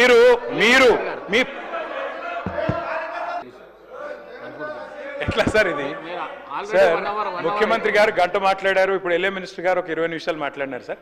2 రిప్లైలు 3 రిప్లైలు కరెక్ట్ కాదు సార్. దయచేసి ఒక రిక్వెస్ట్ సార్. నేను సరే ఇక విమర్శల జోలికి పోను, కన్స్ట్రక్టివ్గా చెప్పమన్నారు, కన్స్ట్రక్టివ్గానే చెప్తా సార్. కాకపోతే ఒక విజ్ఞప్తి సార్, మీరు అన్నారు లగచర్లలో ఎందుకు పంచాయతీ. నేను ఒకటే మాట చెప్తా అధ్యక్ష, దానిలో ఏం కాంట్రవర్సీ చెప్తలేను. నేనేమంటున్నా సార్, ఇక్కడ సభ్యులు లేచి లేదా బయట మీరు కానీ ఏం చెప్తున్నారు? బయట మీరు ఫార్మా అంటే విషం, ఫార్మా అంటే పొల్యూషన్ అని చెప్తారు, అందుకే ఇక్కడ వద్దన్నామని చెప్తారు. మరి అక్కడ పోయి పెడతా అంటారు. వాళ్ళు ఎందుకు ఆహ్వానిస్తారు? మీరు సంజాయించకపోతే, కూర్చోబెట్టకపోతే, మాట్లాడకపోతే, జీరో లిక్విడ్ డిశ్చార్జ్ ఉందని చెప్పకపోతే, మీకు ఏం కాదు మేము ఉన్నామని చెప్పకపోతే, మీ పక్కనే అవసరమైతే ఆడ మా లీడర్లు ఇల్లు కట్టుకొని ఉంటారని చెప్పకపోతే వాళ్ళు ఆగుతారా? అది జరిగింది. మీరు సంజాయించురు, మేము వద్దంటలేం. ఫార్మా విలేలు పెడతా అన్నారు కదా, పెట్టుండ్రి. అధ్యక్ష మేము ఒకటి అడుగుతా ఉన్నాం అధ్యక్ష. ముఖ్యమంత్రి గారు స్వయంగా అంటారు ఇండియా టుడే కాంక్లేవ్లో ఎల్ఎన్టీ CFO నేను జైలేమన్నా అని చెప్తారు. ఉంటుందా అధ్యక్ష ఇన్వెస్టర్ కాన్ఫిడెన్స్? కరెక్టా అది? ఇంకోటి అధ్యక్ష, ఫార్మా సిటీ ఎన్ని యూటర్న్లు కొట్టినారు అధ్యక్ష? కోర్టులోనేమో ఉందంటారు, కోర్టు బయటనేమో లేదంటారు. ఒకరోజు ఫార్మా సిటీ అంటారు, ఇంకో రోజు ఫ్యూచర్ సిటీ, తెల్లారి AI సిటీ, ఇంకో రోజు 4th సిటీ. అంటే గిన్ని యూటర్న్లు ఉంటే నేను అడుగుతున్నా అధ్యక్ష, aunt you misleading the court today? మీరు ఒక్క ఫార్మా ఇండస్ట్రీ కన్నా 1 ఎకరం అక్కడ కేటాయించినరా? దయచేసి నేను అడుగుతా ఉన్నా అధ్యక్ష, మీరు రిప్లైలో చెప్పండి అధ్యక్ష. నేను అడుగుతా ఉన్నా అధ్యక్ష, ఈరోజు పోటీలు పడి రాయితీలు ఇచ్చి పరిశ్రమలు ఆకర్షించే record side sir. Sir I would like to enlighten you, sir. I would like to enlighten the house. I am not disputing, sir. ఒక చిన్న, ఎందుకంటే వారికి ఇచ్చిన ఫీడ్బ్యాక్ సంబంధించి వారి ఆఫీస్ ద్వారా వచ్చిన ఫీడ్బ్యాక్ సరికాదని చెప్పడానికి ఒక ప్రయత్నం అధ్యక్ష. ఈరోజు దాన్ని మేము గ్రీన్ ఫార్మా సిటీలో భాగంగా ఒక భాగం అధ్యక్ష. దాంట్లో ఇప్పటి వరకు 13 ప్రధానమైన ఫార్మా కంపెనీస్ రావటం జరిగింది, ఒప్పందాలు చేసుకోవటం జరిగింది. అదేవిధంగా AICTకి సంబంధించి ఒకటి అని చెప్పలేదు. ఈరోజు కోర్టు పరంగా 200 ఎకరాలు ఆర్టిఫిషియల్ ఇంటెలిజెన్స్కి సంబంధించిన సిటీని ఏర్పాటు చేస్తామని చెప్పాం. గ్రీన్ ఫార్మా సిటీలో మేమంతా కూడా జీరో డిశ్చార్జ్ సంబంధించి ఈరోజు నెట్ జీరో సిటీ ఏర్పాటు చేయడానికి దాని ఏర్పాట్ల గురించి గ్రీన్ ఫార్మా సిటీని ఏర్పాటు చేస్తున్నామని చెప్పినాం. దానికి సంబంధించి ఈ ఈకో సిస్టమ్ని కూడా డెవలప్ చేసే ప్రయత్నంలో అక్కడ కావాల్సిన అన్ని అంశాలు కూడా ఇవ్వబడి చేస్తామని చెప్పాం. అదే అన్ని కలుపుకొని ఫ్యూచర్ సిటీ, ఒకసారి ఫ్యూచర్ సిటీ, ఒకసారి 4th సిటీ, ఒకసారి AI సిటీ, ఇంకోటి ఏదో ఆ విధంగా కాదు అధ్యక్ష. When we are focusing our Telangana, the pride, the Hyderabad, ఆ విధంగా చెప్పుకొని చాలా చిన్నగా మాట్లాడటం సరికాదని నేను కేటీ రామారావు గారికి చెప్తాను. చిన్నగా మాట్లాడకండి, మీకున్న అపోహలు అనుమానాలు ఉంటే చెప్పండి, మేము నివృత్తి చేస్తాం. దానికి ఇప్పుడు మీరు చిన్నగా ఆలోచన చేయొద్దు. సంకుచిత ఆలోచనతో ఎవరైతే మీకు ఇచ్చారో ఫీడ్బ్యాక్, మరి అదే ఫీడ్బ్యాక్తో మీరు ముందు పోకుండా దయచేసి నేను చెప్తాను, ఇట్స్ కాల్డ్ గ్రీన్ ఫార్మా అధ్యక్ష. ఇది గ్రీన్ ఫార్మా, దాంట్లో 13 ప్రధానమైన సంస్థలు వచ్చి మేం పెట్టుబడులు పెడతామని ముందుకొచ్చి ఈరోజు ఒప్పందాలు చేసుకోవడం కూడా జరిగింది. ఇది it's in the public domain అధ్యక్ష. పబ్లిక్ డొమైన్లో ఉన్న అంశాన్ని కూడా వారు తెలిసి ఆ విధంగా మాట్లాడతారు. తెలియకుండా వారు మాట్లాడారంటే ఓకే మేము చెప్పొచ్చు. తెలిసి కావాలని తప్పుదారి పట్టించే ప్రయత్నం చేస్తూ ఉన్నప్పుడు I want to set the record straight అధ్యక్ష. స్పీకర్ సార్, సరే మీరు గతంలో మీరే మాట ఇచ్చారు, పిసిసి ప్రెసిడెంట్గా మీరు, ఆనాడు సిఎల్పి లీడర్గా భట్టి గారు అక్కడ పర్యటించారు. ఇప్పుడే మా సబితక్క కూడా గుర్తు చేస్తూ ఉన్నారు. దాన్ని రద్దు చేస్తాం, భూములు వెనకిస్తామని చెప్పిండ్రు. ఇప్పుడు అంటున్నారు, ప్రజలు చూస్తున్నారు. సరే ఓకే, మీ ఇష్టం, అది ప్రభుత్వం మీ చేతిలో ఉంది కాబట్టి మీ ఇష్టం ఉన్నట్టు మీరు నడుపుతారు, దట్ ఈస్ ఫైన్. సరే, గ్రీన్ ఫార్మా ఉంటుంది, ఫార్మాసిటీ అక్కడనే ఉంటుంది అంటున్నారు. మరి పెద్దలు రంగారెడ్డి గారు కానీ ఇతరులు కానీ గతంలో కోమటిరెడ్డి గారు ఆనాడు ఎంపీగా కానీ చాలా విషయాలు అక్కడ చెప్పారు. ఇవన్నీ కూడా ప్రజలు వింటూ ఉన్నారు అధ్యక్ష. బట్ మీరు ఫార్మాసిటీ ఆడ కంటిన్యూ చేస్తాం, ఎందుకంటే మేమున్న నాడు ఆనాడు 8,800 ఎకరాలు నెట్ యూసేజ్గా వచ్చింది మొత్తం ఫార్మాసిటీలో. అంతకంటే ఎక్కువ డిమాండ్ మాకు అప్పటికే వచ్చింది. ఒక 13 ఇండస్ట్రీలు కాదు శ్రీధర్ బాబు గారు, అక్కడ దాదాపు 300-400 ఇండస్ట్రీలు పెట్టడానికి రెడీగా ఉన్నారు. అప్పటికే వాళ్ళు మాతో అంగీకార పత్రాలు కుదుర్చుకోవడానికి రెడీగా ఉండే. మీరు అప్పుడు బదనాం చేసినారు. మీరేమన్నారు, రియల్ ఎస్టేట్ వ్యాపారం చేస్తున్నారు, ఇంకోటి అని చెప్పి మాట్లాడినారు. నేను వారిని ఏమంటా ఉన్నా అధ్యక్ష అంటే, దయచేసి మీరు అది ఫార్మాసిటీయా, ఫోర్త్ సిటీయా, ఫ్యూచర్ సిటీయా, ఏఐ సిటీయా, ఇంకో సిటీయా, స్కిల్ సిటీయా, మీ ఇష్టం, అది whatever you name it, you are in the government. అధ్యక్ష, నేను అనేది ఏమంటే అధ్యక్ష, మొన్న నేను చెప్పడం కదా, అక్బరుద్దీన్ ఓవైసీ గారు ఇక్కడ నుంచి చెప్పారు రియల్ ఎస్టేట్ కుప్పకూలింది అని. ముఖ్యమంత్రి గారు ఎన్నికల ముందు చెప్పినారు రియల్ ఎస్టేట్ అంటేనే రేవంత్ రెడ్డి అంటేనే రియల్ ఎస్టేట్ అన్నారు. మరి ఎందుకు అధ్యక్ష ఈరోజు వేణుగోపాల్ రెడ్డి అనే రియల్టర్ ఆత్మహత్య చేసుకునే పరిస్థితి వచ్చింది? ఎందుకు ఇవాళ సీఎం గారికి లెటర్ రాసి మరీ ఆత్మహత్య చేసుకునే పరిస్థితి వచ్చింది? రాష్ట్రంలో అధ్యక్ష మీరు కూడా వికారాబాద్ జిల్లా నుంచి ఉన్నారు. నిజంగా భూములు పరిస్థితి ఎట్లుంది, రియల్ ఎస్టేట్ పరిస్థితి ఎట్లుంది నాకు తెలుసు, మీకు తెలుసు, రేవంత్ రెడ్డి గారికి కూడా తెలుసు. నేను అంతకంటే ఎక్కువ చెప్పను కానీ, బట్ ఒకటి మాత్రం వాస్తవం అధ్యక్ష, కొన్ని నెగిటివ్ థాట్స్, నెగిటివ్ పాలసీసు, ఇవాళ హైడ్రా అధ్యక్ష ఉద్దేశం మంచిదే కావచ్చు. మేము గతంలో ఈవీడిఎం అని పెట్టినాం, దాని పేరు మార్చిండ్రు, ఎక్స్టెండ్ చేసిండ్రు, దానికి హైడ్రా అని పేరు పెట్టింది. కానీ ఎట్లా నడుస్తుంది అధ్యక్ష హైడ్రా? పేదల మీదనేమో ప్రతాపం, పెద్దలనేమో కాపాడతారు.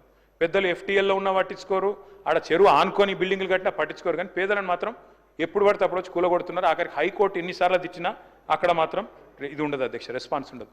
స్టాంప్స్ అండ్ రిజిస్ట్రేషన్స్ తగ్గింది, రెవెన్యూ ఇప్పుడు జిఎస్టీ తగ్గింది, వెహికల్ ట్యాక్స్ తగ్గింది, వెహికల్ ట్యాక్స్ నుంచి వచ్చే రెవెన్యూ తగ్గింది. ఇవన్నీ ఎందుకు జరుగుతున్నాయంటే నేను అడుగుతా ఉన్నా అధ్యక్ష, ఒకవైపు పరిశ్రమలు వెళ్ళిపోతున్నాయని పేపర్లో వార్తలు వస్తున్నాయి. Sridhar Babu garu, you can correct me if I'm wrong. Premier energy అనే కంపెనీ సీతారాంపూర్లో పెట్టుబడి పెట్టడానికి ఒప్పుకుంది, 1700 కోట్లది ఆంధ్రాకి తరలిపోయిందని వార్తలు వస్తున్నాయి. కార్నింగ్ అనే పరిశ్రమ మరి చెన్నైకి తరలిపోయిందని పేపర్లో వార్తలు. అదే మాదిరిగా కేన్స్ అనే పరిశ్రమ మరి అది కూడా వెళ్ళిపోయింది గుజరాత్కు అని చెప్తా ఉన్నారు. వినండి శ్రీధర్ బాబు గారు, ఐ రిక్వెస్ట్ యూ. కేన్స్ అనేది సబ్జెక్ట్ సార్, నేను ఎందుకు చెప్తా ఉన్నానంటే, మినిస్టర్ గారు నేను ఏమంటున్నానంటే కేటీ రామారావు గారికి ప్రధానంగా వారు చెప్పే 3 సంస్థలకు సంబంధించి మొన్న ఇండస్ట్రీస్ డిమాండ్స్ వస్తున్న సందర్భంలో మొత్తం చెప్పడం జరిగింది అధ్యక్ష. ఈ 3 సంస్థలకు సంబంధించి వారు చెప్పారు అధ్యక్ష, ప్రీమియర్ ఎనర్జీస్కి సంబంధించి మా ప్రభుత్వం ఏర్పాటైన తర్వాత వారు 2 ప్రధానమైన విభాగాలు ఇక్కడ ఏర్పాటు చేసుకొని, సార్ మా ప్రభుత్వం వచ్చిన తర్వాత ఎంఓయూలు చేసి 2 విభాగాలు ఆ ప్రీమియర్ ఎనర్జీస్కి సంబంధించి, 3వది అధ్యక్ష పేపర్లో వచ్చింది ప్రతి ఒక్కటి కరెక్ట్ అనుకొని, మరి వారి సొంత పేపర్లో వచ్చిన కొన్ని అంశాలు కానీ ఇతర పేపర్లో వచ్చిన కొన్ని అంశాలు కానీ వారు మీరే రాసి మీ పేపర్లో వేసే.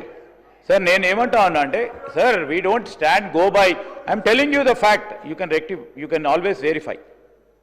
ప్రీమియర్ ఎనర్జీస్ 2 సంస్థలను స్థాపించింది ఇక్కడ మేము వచ్చిన తర్వాత. 3వ సంస్థ వారికి సీపోర్ట్ దగ్గర ఉండాలనే ఆలోచనతో వారు మా దగ్గర ఒప్పుకోలేదు. వారంతటా వారు అక్కడ గుజరాత్లో చూశారు, ఏపీలో ఎతికారు, లేకుంటే మ్యాంగ్లూరుకి వెళ్ళారు, ఆ 3 ప్రధానమైన పోర్ట్ ఏరియాస్లో ఎత్తికి తీసుకెళ్లారు. అది తెలియకుండా ఇక థర్డ్ సంస్థ కూడా ఇక్కడే రావాలా, పోర్టు పరంగా ఇక్కడ లేకున్నా కానీ ఇక్కడ పెట్టాలి అనే ఒక ఆలోచన ఎవరు రాశారో వారికే తెలవాలా. కార్నింగ్ అనే సంస్థ విషయంలో అప్పుడు మంచి ఉద్దేశంతో చేసే ఉంటారు కేటీఆర్ గారు. ఒప్పందం లేదు, ఎంఓయూ లేదు, కానీ ఆ కార్నింగ్ సంస్థ చెప్పని కూడా లేదు ఇక్కడ పెడతామని. వారు కలిసి ఉంటారు, ఓ మంచి ఉద్దేశంతో కలిసి ఉంటారు ఇక్కడ పెట్టమని. వారు ప్రోయాక్టివ్నెస్తోని డిక్లేర్ చేశారు ఇక్కడ కార్నింగ్ సంస్థ వస్తుందని. వారు చెప్పింది లేదు, చేసింది లేదు. ఆ కార్నింగ్ సంస్థ చెన్నైకి సంస్థకు అక్కడ పోయి పెట్టడం జరిగింది. ఇంకోటి కూడా చెప్పారు అధ్యక్ష, ఈరోజు వారికి కూడా తెలిసి ఎందుకు పోయిందని. వారి ప్రభుత్వ హయాంలో కూడా కొన్ని సంస్థలు వెళ్ళిపోయినాయి, గుజరాత్కి పోయినాయి అధ్యక్ష. నేను అనేక సందర్భాల్లో ముఖ్యమంత్రి గారు పోయినప్పుడు కూడా ప్రధానమంత్రి మోడీ గారితో కూడా చెప్పారు. ఈరోజు ఐఎస్ఎం కింద, ఇండియన్ సెమీకండక్టర్ మిషన్ కింద మాకు కూడా ప్రోత్సాహం చేయండి, ప్రోద్బలం చేయండి. ఫ్యాబ్ ఇండస్ట్రీకి సంబంధించి, చిప్ మ్యానుఫ్యాక్చరింగ్కి సంబంధించి మా దగ్గర కూడా చాలామంది ఆసక్తి చూపెడతా ఉన్నారు. మీరు ఐఎస్ఎం కింద మీరు ప్రోత్సాహం చేయాలని చెప్పడం జరిగింది. ఆ రోజు మైక్రాన్ కానీ మీ ప్రభుత్వంలోనే ఆ రోజు చేస్తే ఎందుకు పోయిందో మేము ఆలోచన చేసి మేము కూడా మాట్లాడాలనుకుంటే 2 నిమిషాలు మైక్రాన్ ఎందుకు పోయింది, ఏ విధంగా పోయింది మాకు తెలుసు. వాస్తవిక విషయాలు రాజకీయం చేయదలుచుకోలేదు అధ్యక్ష. ఈరోజు రాష్ట్రానికి సంబంధించిన ప్రయోజనాలను దృష్టిలో పెట్టుకొని రాజకీయం చేయాలంటే ప్రతి ఒక్క అంశాన్ని రాజకీయాలు. 3 సంస్థలకు సంబంధించి మేము ఖచ్చితంగా చెప్తా ఉన్నాం అధ్యక్ష, mark my words, mark my chief minister words. ₹1 గిట ఎవరైనా వచ్చి తిరిగిపోతే మనకున్న ఈ రాష్ట్రానికి ఉన్న దమ్ము ధైర్యం ఇక్కడున్న ఈకో సిస్టమ్ ద్వారా ₹1 పోతే ₹100 పెట్టుబడులు తీసుకొచ్చే దమ్ము ధైర్యం బలం మాకుంది అధ్యక్ష. ఈరోజు నీ జర్క్ రియాక్షన్ ఎవరో వస్తే పోతా అంటే అయ్యోయ్యో పోయింది, అయ్యోయ్యో పోయింది, అయ్యో ఎట్లా పోయింది అని భయపడే అంశం కాదు అధ్యక్ష. We believe in our strength, we believe in our talent, we believe in ecosystem. ఇక్కడ ఉన్న ఈకో సిస్టమ్ బిలీవ్ చేస్తాం. ₹1 సపోజ్ ఒక పెద్ద సంస్థ వచ్చి వారి ప్రయోజనాల గురించి ఇంకో రాష్ట్రానికి పోతాం అని బెదిరించిన, లేకుంటే వారికి సంబంధించి లాభాలు జరుగుతాయని వారు ఆలోచన చేసిన ₹1 పోతే మేము చెప్తా ఉన్నాం అధ్యక్ష, ఐ విల్ స్పీక్. మళ్ళా 3 సంవత్సరాల తర్వాత మేము కూడా మాట్లాడతాం. ₹1 పోయిందని చెప్పండి, మేము దానికి ₹100 పెట్టుబడులు తీసుకొచ్చే దమ్ము ధైర్యం బలంతో ప్రజల నమ్మకంతో ముందుకు పోతాం. నీ జర్క్ రియాక్షన్ వల్ల మన రాష్ట్రాన్ని తక్కువ చూపెట్టే ప్రయత్నం చేయొద్దని, మంచి ఆలోచనతో ఒక పాజిటివ్ దృక్పథంతో పోయే ఆలోచన చేయాలని గౌరవ సభ్యులకు తెలియజేస్తా ఉన్నాం అధ్యక్ష. సార్ ఒక్క నిమిషం, నేనేమంటున్నాను అధ్యక్ష, అనేక సందర్భాల్లో దావోస్కి సంబంధించిన అంశం మాట్లాడుతూ ఉన్నారు. నేను కూడా చెప్పాలి కదా సార్, మీరు లేరు ఆ రోజు, మీరు సత్యదూరంగా మీరు మంచిగా మాట్లాడుతూ ఉంటారని నేను అనుకున్నాను సార్. మీరు ఆ మంచి ఆలోచన చేస్తారా అనుకున్నాను సార్.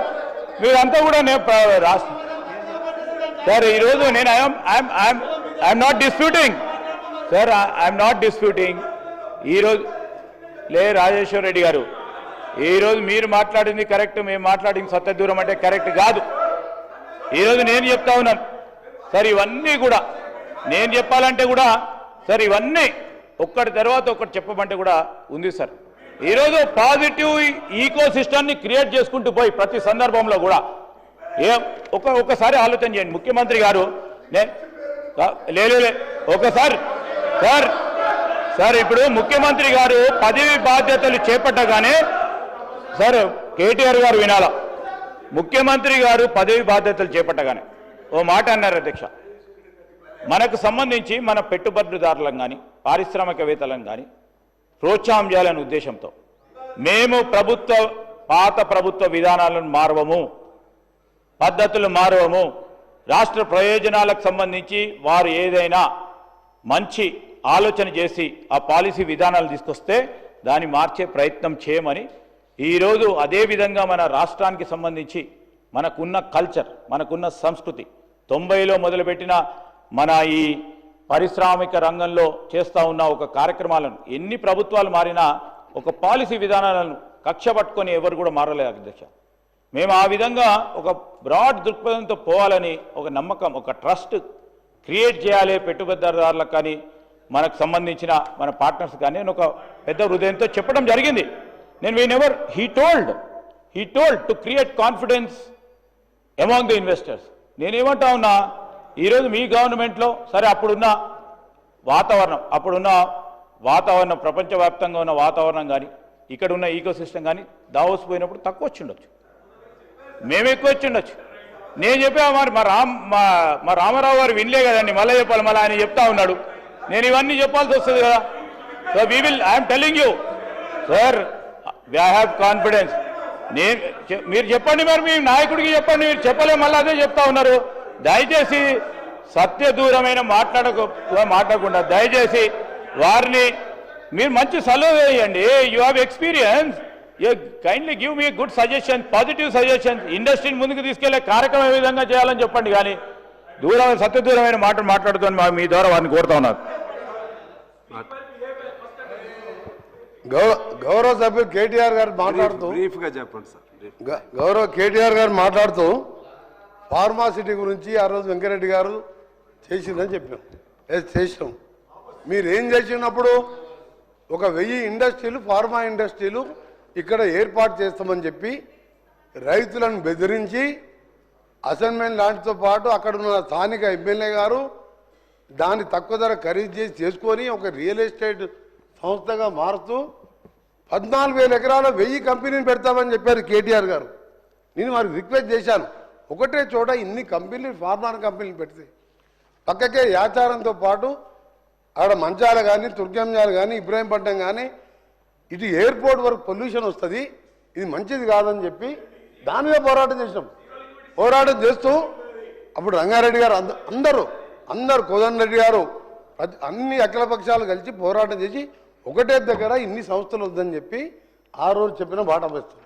రెండవది చెప్పారు మీరు హైడ్రా పెట్టిను, ఇది పేదల ఇల్లు కూల్చేస్తున్నాను. హైడ్రా పేదల కోసంగా ఎన్కరేజ్మెంట్ గురించి ఇదే సభలో హరీష్ రావు గారు అది వాళ్ళ గవర్నమెంట్ రాక కాంగ్రెస్ గవర్నమెంట్ పాత గవర్నమెంట్ అది మొత్తం ఎఫ్టీఎల్లో కట్టిందని చెప్పి వారు మాట్లాడిన మాటలు అప్పుడు మేము అధికార పక్షం. ఆ తర్వాత వాళ్ళ గవర్నమెంట్ వచ్చిన తర్వాత కేసీఆర్ గారు ఇంక్లూడింగ్ అయ్యప్ప సొసైటీ మీద కొత్త గూగుల్ సర్వే చేయించి దాని మొత్తం కూడా ఇది ఎఫ్టీఎల్లోనే ఉండదని చెప్పి ఎన్కన్వెన్షన్ని మొత్తం ఎఫ్టీఎలే, నాట్ బఫర్ జోన్, చెరువేది అని చెప్పి ఇదే హరీష్ రావు గారు కోర్టులో పిల్లేశారు, మాట్లాడారు. ఇరిగేషన్ మినిస్టర్ అయినరు, మాట్లాడలే. ఎప్పుడైతే హైడ్రా పెట్టినరో లేక్లను సంరక్షించుకోవాలి, హైదరాబాద్లో ఉన్న లేక్లను కాపాడాలని మా ముఖ్యమంత్రి గారు ఒక ఆలోచన వచ్చినప్పుడు డెఫినెట్గా చెప్పినాం. మేము పేదలైనా వాళ్ళకి ఆల్టర్నేట్ ఇల్లు కట్టిస్తాం, వాళ్ళని చూసాం. మూసిని మళ్ళా సుందరీకరణ చేసుకుంటూ అది అనంతగిరి కొండల నుంచి మళ్ళీ నల్గొండలో 30-40 లక్షల మంది జీవితాల ఆరోగ్యాలు ఈరోజు నాశనం అయిపోతుందని చెప్పి మేమందరం కోరితే దాన్ని ప్రక్షాళన మొదలు పెడితే మూసి చేయొద్దు. కానీ వీరేం చేస్తున్నారు, హైడ్రా గురించి ఎన్కరేజ్మెంట్ కూడా మళ్ళా అధికారంతో చర్చించి మళ్ళీ వేసి వెంటనే దాన్ని కూడా తొలగించడం జరిగింది. అక్కడ లేక్ కూడా పునరుద్ధరించారు పెద్దోళ్ళైనా. ఇక్కడ కూడా ఆల్టర్నేట్గా మూసి నిర్వాసితులకు ఇల్లు కట్టించి డబుల్ బెడ్రూమ్తో పాటు దాన్ని చేసినట్టయితే నల్గొండ, హైదరాబాద్, రంగారెడ్డి కాదు ఈ ప్రజలకు ఎందుకంటే దాంతో చాలా రకాల రోగాలు వస్తాయి గతంలో మాట్లాడినాం. అందుకనే మీరు హైడ్రా పేదలకు పెద్దలకు అని కాదు, మీలాగా ప్రతిపక్షంలో ఉన్నప్పుడు కోర్టులకు వెళ్ళడం, ఎన్కన్వెన్షన్ని తొలగించాలనడం, ప్రతిపక్షంలో ఉన్నప్పుడు అధికారం వచ్చిన తర్వాత పద్మాలయ స్టూడియో, అన్నపురుషుడు ఎన్కన్వెన్షన్ పిల్లేసి డ్రాప్ చేసుకోవడం మాకు అలవాట్లేదు. ఈరోజు మా నల్గొండ ప్రజల జీవితాలు కాపాడడానికి మూసి ప్రక్షాళన కోరుతున్నాం, హైదరాబాద్లో లేకుల పునరుద్ధరణ కోరుతున్నాం, చేసి చూపిస్తాం. మా ముఖ్యమంత్రి గారి సంకల్పానికి నల్గొండ జిల్లా ప్రజలందరూ కూడా హర్షిస్తూ ఇక మనం బతుకుతాం బాబు, మనకు జీవితాల మీద కిందనే ఫ్లోరైడ్ ఉన్నది, పైన హైదరాబాద్ డ్రైనేజ్ అంత వస్తున్నది, మనకు మంచి రోజులు వస్తున్నాయి సంతోషపడుతుంటే అది నల్గొండ వాళ్ళు బతకొద్దు, అది మూసి క్లీన్ చేయొద్దు. ఎంతసేపు మీకు నెగటివ్, మీరున్నప్పుడు మీరు చేసినేమో మంచి పనులు, కూలేశ్వరం కడితేనేమో మంచిది. మూసి ఇలా డ్రైనేజ్ అంతా ఫార్మాసిటీ కంపెనీలు వచ్చి మా లంగ్స్ ఖరాబ్ అయి క్యాన్సర్లు వస్తుంటే మేము చావాలి. మీరేమో గజ్వేల్ ఎందుకు పెట్టుకోవాలి ఫార్మాసిటీ? 1000 కంపెనీలు అక్కడ ల్యాండ్ దొరకలేదా మీకు? మళ్ళీ ఇక్కడ ఇబ్రాహీంపట్నం దొరికి ఇక్కడి నుంచి మళ్ళీ నల్గొండ వదిలిపెట్టాలి నీళ్ళు. ఆ రోజు అందుకనే వ్యతిరేకించినాం. ఇలా గ్రీన్ ఫార్మాసిటీ అని మా శ్రీబాబు గారు చెప్పిండ్రు. అక్కడే మేము అమెజాన్ డేటా సెంటర్స్ వస్తున్నాయి, ఇంకా ఎన్నో పరిశ్రమలు వస్తున్నాయి. ఒకటే చెట్టు ఉండొద్దు, ప్రజావాసాలు తక్కువ ఉన్న దగ్గర పెట్టాలనేది ఆ రోజు కొట్లాడినాం. ఇప్పుడు కూడా దానుకున్నాం. లిమిటెడ్ కూడా గ్రీన్ ఫార్మాసిటీ పెట్టాలనే ఇప్పుడు కూడా తక్కువ మందికే అక్కడ అవకాశం ఇస్తున్నాం. సార్ కేటీఆర్ గారు కొద్దిగా తొందరగా కంక్లూడ్ చేయండి. సార్ స్పీకర్ సార్, ఇంతమంది మంత్రులు మొత్తం నా టైం అంతా వాళ్ళే తీసుకున్నారు. ఇంకా చాలా మంది ఉన్నారు. Speaker sir, already spoke for 1 hour sir. మొత్తం టైం వారే తీసుకున్నారు సార్. వారు గంటన్నర పైన మాట్లాడినారు సార్ ఇద్దరు. సార్ ఇప్పుడు ఆ టైం కూడా ఉంది. తప్పు రాసింటారు సార్.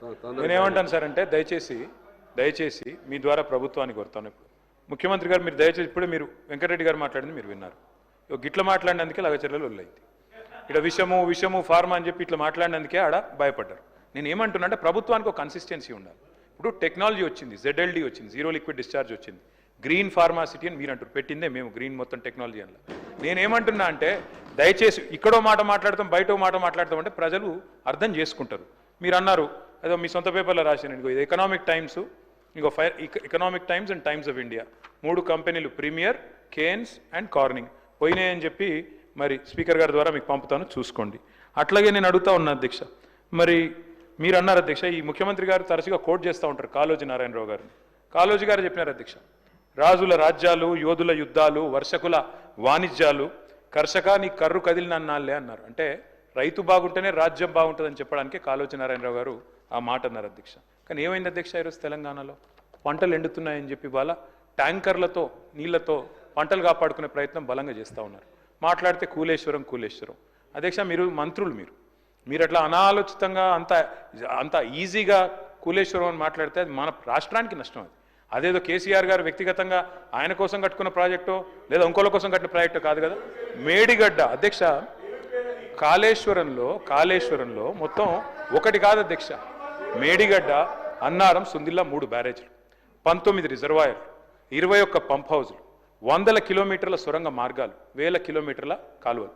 కాళేశ్వరం కూలిపోయిందంటారు అధ్యక్ష. దిక్కు ఇదే ముఖ్యమంత్రి గారు మళ్ళా కొండపోచమ్మ సాగర్ నుంచి, మల్లన్న సాగర్ నుంచి హైదరాబాద్కు నీళ్లు తెస్తా అంటారు. అందుకే అంటున్నా అధ్యక్ష అపరిచితుడు. ఎందుకంటే కాళేశ్వరం కూలేశ్వరం వాళ్ళే అంటారు. మరి కొండపోచమ్మ సాగర్, రంగనాయక సాగర్ దగ్గర పోయి మంత్రి గారు అక్కడనేమో ప్రార్థనలు చేసి 1,00,000 ఎకరాలకు నీళ్లు ఇస్తున్నామని చెప్తారు.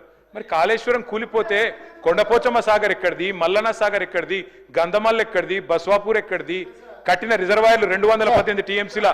స్పీకర్ సార్, ఇంతకుముందే నేను కాగితం తెచ్చిస్తే ఏందో అనుకున్నా. మా వాళ్ళు చెప్తున్నారు గతంలో నేపాల్ యువరాజు దీపేంద్ర తన కుటుంబంలోని 8 మందిని AK-47 పెట్టి కాల్ చేసిందట, పదవి ఇవ్వలేదని.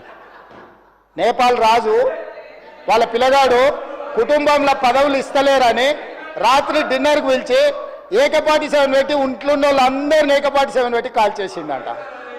అట్లాంటి పరిస్థితులు తెలంగాణలో రాకుండా చూడండి అధ్యక్ష. వారికి చెప్పండి, వారు చదువుకుంటే చదువుకున్నారు, గుంటూరు తెలివితేటలు ఉంటే ఉన్నాయి, అవి ఉపయోగించి తెలంగాణకి ఏమైనా ప్రయోజనం చేకూర్చేటట్టు చెప్పమని చెప్పుండ్రు అధ్యక్ష. కేటీఆర్ గారు సార్ ఒక్క 5 నిమిషాలు క్లోజ్ చేసి. ఎందుకు సార్ కూర్చుంటానండి. మీ వాళ్ళదే బాగా ఇనసొంపు ఉంది కదా, కూర్చుంటాను. మీరు కూర్చోమంటే కూర్చుంటాను. అసలు మీ టైం అయిపోయింది. 2 గంటలు వాళ్ళని మాట్లాడి ఎట్లా సార్ ఇది? కూర్చుంటానండి సార్, ఎట్లా సార్? మీరు ఒక కమ్యూనిస్ట్ యోధుడు, తెలంగాణ కోసం నిరాహార దీక్ష చేసిన కొత్తగూడెం బిడ్డ మీరు అట్లాంటిది మీరు కూడా మమ్మల్ని ఇట్లా గొంతు నొక్కితే ఎట్లా సార్? ముఖ్యమంత్రి గారు అంత ఫ్రస్ట్రేషన్ లో, అంత ఆవేశంలో, అంత అయ్యో పదవిలోకి వచ్చిన తర్వాత కూడా ఇంత ఫ్రస్ట్రేషన్ నా జీవితంలో ఎవరిలో చూడలేదు సార్ నేను. అరే మొత్తం ఇంత దాడి, ఇంత ఉక్రోషం. ఏం పర్లేదు రేవంత్ రెడ్డి గారు, ఇంకా తిట్టాలనుకుంటే ఇంకో 2 గంటలు తిట్టండి, మాకేం అభ్యంతరం లేదు. ఎందుకంటే మీ మైక్ కట్ కాదు, నీకు ఎంత ఉందో అంత తీసుకో, నాకేం ఇబ్బంది లేదు. మీ తిట్లన్నీ మాకు దీవెనలు, మాకు ఆశీర్వాదాలు. మీరు ఎంత మాట్లాడితే మాకు అంత మంచిది. ఎందుకంటే మీ వల్ల ఖచ్చితంగా ఇంకొక 20 ఏళ్ళు కాంగ్రెస్ ఓటేయాలంటే ఎవరైనా భయపడే పరిస్థితి తెలంగాణ మొత్తంలో వస్తున్నది. మీరు పోయి ప్రచారం చేశారు, మహారాష్ట్రలో ప్రచారం చేశారు, హర్యానాలో చేసినారు, ఢిల్లీలో చేసినారు, అద్భుతాలు సాధించారు. మొన్న పోయి ఎమ్మెల్సీ ఎలక్షన్లో కూడా చేసినారు. 57,000 ఉద్యోగాలు నేను ఇస్తే నాకు ఓటేయండి అన్నారు. వేసినారా ఓట్లు మీకు? అందుకే అంటున్నారు రేవంత్ రెడ్డి గారు, రంకెలతో ఏమి రాదు, ప్రతిపక్షాల మీద దాడి చేస్తే కాదు. అధ్యక్ష, మీరు వచ్చిన తర్వాత అధ్యక్ష, పెద్దవాగు 2 సార్లు కొట్టుకొని పోయింది, సుంకిశాల కూలిపోయింది, భక్తరామదాసు మోటార్లు మునిగిపోయినాయి, సాగర్ ఎడమకాలు ఒక భారీ. తారక రామారావు చెప్పేది ఎట్లుందంటే ఉన్నమాట చెప్పే ఉలికిపడ్డట్టు మా ముఖ్యమంత్రి కానీ మా పార్టీ కానీ సత్యపాము చంపే అలవాటు మాకు లేదు అధ్యక్ష. సత్యపాలను చంపే అలవాటు మాకు లేదు.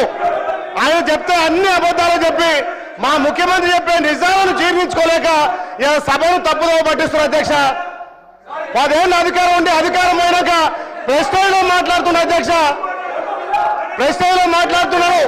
మరి వాళ్ళు కుర్చీ కోసం కొట్లాడితే వాళ్ళ ఇంటి వ్యవహారం. కానీ మా గౌరవ ముఖ్యమంత్రి వచ్చిన 15 ఏళ్లలో వాళ్ళు చేసిన అప్పులను, వాళ్ళు చేసిన తప్పులను ఒక్కొక్కరిగా సర్దిద్దుకుంటూ ప్రజాపాలన ద్వారా ఒకవైపు అభివృద్ధి, ఒకవైపు సంక్షేమం చేస్తుంటే ఈ రకంగా నిప్పులు పోసుకొని మా ముఖ్యమంత్రి మీద ఇంకా కూడా ఈ కడుపు మండి మాట్లాడింది అధ్యక్ష.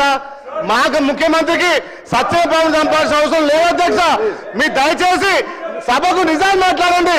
మా ప్రభుత్వానికి సూచనలు సలహాలు ఇవ్వాల్సిందిగా మేము కోరుతున్నాం అధ్యక్ష. థ్యాంక్ యూ అధ్యక్ష. Please. So if it continues, disturbance will be like that only. Please conclude immediately. Yes sir, conclude చేద్దాం సార్. ముఖ్యమంత్రి గారికి ఏదో AK-47 గురించి చెప్పారు అధ్యక్ష. ఏదో ఎవరో కాల్చి చంపారంట అధ్యక్ష. AK-47 గురించి, తుపాకుల గురించి ఆయనకు తెలిసినంత మాకు తెలియదు సార్. ఎందుకంటే తెలంగాణ ప్రజల మీదకి ఉద్యమంలో ఆనాడు తుపాకీ తీసుకొని పోయిన రైఫిల్ రెడ్డి ఈయన అధ్యక్ష. ఇంకోటి అధ్యక్ష, అవును అధ్యక్ష, కరెక్ట్. ఎవరిని చంపే అధికారం లాక్కున్నారు అధ్యక్ష అక్కడ. పాపం పాత కాంగ్రెస్ వాళ్ళందరినీ ఖతం చేసి ఆయన అక్కడ పదవి లాక్కొని ఇలా మమ్మల్ని అంటే ఎట్లా అధ్యక్ష. అధ్యక్ష ఇంకోటి విచిత్రంగా అనిపించింది అధ్యక్ష నాకు ఇప్పుడు ఆయన మాట్లాడుతుంటే. తెలంగాణ రైజింగ్ అంట. దేనికి అధ్యక్ష రైజింగ్? ఏదో అట్టర్ఫ్లాప్ సినిమాకు అట్టహాసంగా శతదినోత్సవం చేసినట్టు విఫల పాలనకు విజయోత్సవాలు నిర్వహించారు అధ్యక్ష వీళ్ళంతా కూడా. ఏంది అధ్యక్ష వీళ్ళు చేసింది? ఏది 1 year అయిపోయిందట. ఏం చేశారు 1 yearలో? 6 గ్యారెంటీలు అమలు చేశారా? తులం బంగారం ఇచ్చారా? రైతు బంద్ చేసినారా? రుణమాఫీ చేసినారా? నేను అందుకే అడుగుతా ఉన్నా అధ్యక్ష. Yes, Telangana is rising. ఎందులో రైజింగ్ అధ్యక్ష? కొన్నిట్లో మాత్రం రైజింగ్. అప్పుల్లో రైజింగ్, అబద్ధాల్లో రైజింగ్, క్రైమ్ రేట్లో రైజింగ్, అన్నదాతల ఆత్మహత్యల్లో రైజింగ్, నేతన్నల బలవన్మరణాల్లో రైజింగ్, అబద్ధాలు, బూతులు. ఎస్, తెలంగాణ జాతిపిత వీళ్ళెవరు ఏమనుకున్నా ఖచ్చితంగా కేసీఆరే. తెలంగాణ బూతుపిత రేవంత్ రెడ్డి గారు అవుతారు. బూతుపితగానే ఆయన మిగిలిపోతాడు భవిష్యత్తులో. అధ్యక్ష కేటీఆర్ గారు ప్లీజ్ ఇంకా 5 మాట్లాడాలి, రిప్లై ఇవ్వాలి, మరలా వాళ్ళు కౌన్సిల్కి వెళ్ళాలి. కాస్త త్వరితగతిన పూర్తి చేయండి సార్. సార్ మీరు పెద్దలు మీరంటే గౌరవం. సాంబశివరావు గారు మీరంటే గౌరవం. మీరు ఇట్లా మా గొంతు నొక్కితే అది కూడా మీరు ప్రజాస్వామిక స్ఫూర్తి కలిగిన వారు. మీరు గొంతు నొక్కకూడదు సార్. Education budget 15% పెడతామన్నారు. ఎంత పెట్టారు అధ్యక్ష వీళ్ళు? 15% అని 7.5% పెట్టినారు. ఎన్ని చెప్పారు అధ్యక్ష ఎడ్యుకేషన్ గురించి? ఇది ఇచ్చేస్తాం, విద్యా భరోసా కార్డు ఇస్తాం, పిల్లలు ఫీజులు కట్టాల్సిన అవసరం లేదు, ఇంటిగ్రేటెడ్ స్కూల్స్ అని 11,600 కోట్లు పెట్టినారు. నేను అడుగుతా ఉన్నా అధ్యక్ష, 11,600 కోట్లు దేవుడెరుగు. ఉన్న 1022 గురుకుల పాఠశాలను కాపాడండి. 88 మంది చచ్చిపోయినారు ఇప్పటికీ. దయచేసి వాళ్ళకి కాంపెన్సేషన్ ఇవ్వండి. రైతులు 513 మంది ఇప్పటికీ ఆత్మహత్యలు చేసుకున్నారు. నేను లిస్టు పంపిస్తా ఉన్నాను గౌరవ ఎల్ఏ మినిస్టర్ గారికి మీ ద్వారా. దయచేసి వీరికి నష్టపరిహారం ఇవ్వండి. అధ్యక్ష నేను ఒకటే రిక్వెస్ట్ చేస్తా ఉన్నాను సార్. ఈరోజు ఉన్న 1022 గురుకుల పాఠశాలల్లో పిల్లలు విషాహారంతో బాధపడుతుంటే వారి గురించి మాట్లాడకుండా నెలలుగా అక్కడ వాళ్లకు అద్దె భవనాలకు రెంట్ ఇవ్వకుండా ఓనర్లు తాళాలు వేసుకొని పోతుంటే, గురుకులాలు మూతపడుతుంటే, 40,000 అప్లికేషన్లు తగ్గిపోతుంటే మేమేదో విద్యకు చేసినామంటే ఎట్లా నమ్మాలి అధ్యక్ష? 1931 పాఠశాలలు మూతపడ్డాయని చెప్పి మంత్రి గారే స్వయంగా చెప్పారు అధ్యక్ష మొన్న పద్దుల్లో. విదేశీ విద్య మీద కూడా చెప్పలేకపోతా ఉన్నారు. 20 లక్షల రూపాయలు కేసీఆర్ ఇస్తే మేము 25 లక్షలు ఇస్తామన్నారు, కానీ ఇవ్వలేదు అధ్యక్ష. మరి ఇవ్వాలని చెప్పి కోరుతా ఉన్నా. వారు చెప్పారు అధ్యక్ష ఫీజు రీయింబర్స్మెంట్ బకాయిల గురించి మాట్లాడతారు. అధ్యక్ష మేము గవర్నమెంట్లోకి వచ్చినాడు 1800 కోట్లు బకాయిలు ఉండే, మేము కట్టలేదు అధ్యక్ష. మీరు వచ్చినాడు బకాయిలు ఉంటాయి. Government is a continuous process, మీరు ఇవ్వాలి. 8,000 కోట్లు ఫీజు రీయింబర్స్మెంట్ బకాయిలు ఉన్నాయి, దయచేసి చెల్లించాలని చెప్పి ప్రభుత్వాన్ని నేను కోరుతా ఉన్నా అధ్యక్ష. ప్రతి విద్యార్థికి 5 లక్షల విద్యాబంధు కార్డు ఇస్తామన్నారు. ఫీజు తల్లిదండ్రులు చెల్లించే భారం ఉండదన్నారు. బడ్జెట్ను సవరించండి, ఒక 5,000 కోట్లు కేటాయించండి. స్కూటీలు అన్నారు అధ్యక్ష. మరి ఆ అందాల పోటీలు మానేసి స్కూటీలు ఇవ్వండి అధ్యక్ష. దానికోసం ఒక 500 కోట్లు పెడితే స్కూటీలు ఇవ్వచ్చు కొంతమంది కన్నా. విద్యా జ్యోతులు అన్నారు. 10 పాస్ అయితే 10,000, ఇంటర్ పాస్ అయితే 15,000, గ్రాడ్యుయేషన్ పూర్తి చేస్తే 25,000, పీజీ అయితే 1,00,000, రీసెర్చ్ స్కాలర్కి నెలకు 10,000. అదేవిధంగా ఇంకా చాలా చెప్పారు అధ్యక్ష. 1000 కోట్లు దయచేసి బడ్జెట్ను రీఅప్రోప్రియేట్ చేసి వారికి కేటాయించాలని చెప్పి నేను కోరుతా ఉన్నా అధ్యక్ష.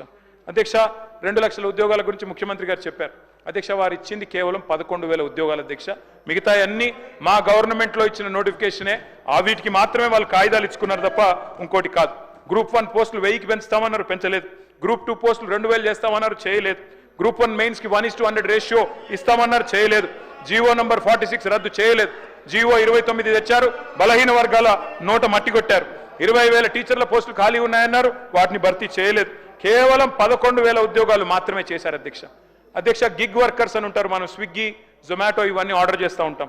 Swiggy, Zomato, Flipkart, Amazon, Zepto, Instamart, Rapido, వాళ్ళందరి కోసం రాహుల్ గాంధీ గారు స్వయంగా వచ్చి చెప్పారు, గిగ్ వర్కర్స్ బోర్డు పెడతామన్నారు. పెట్టండి, డబ్బులు కేటాయించండి, వాళ్ళకు ఒక 500 కోట్లు కేటాయించండి.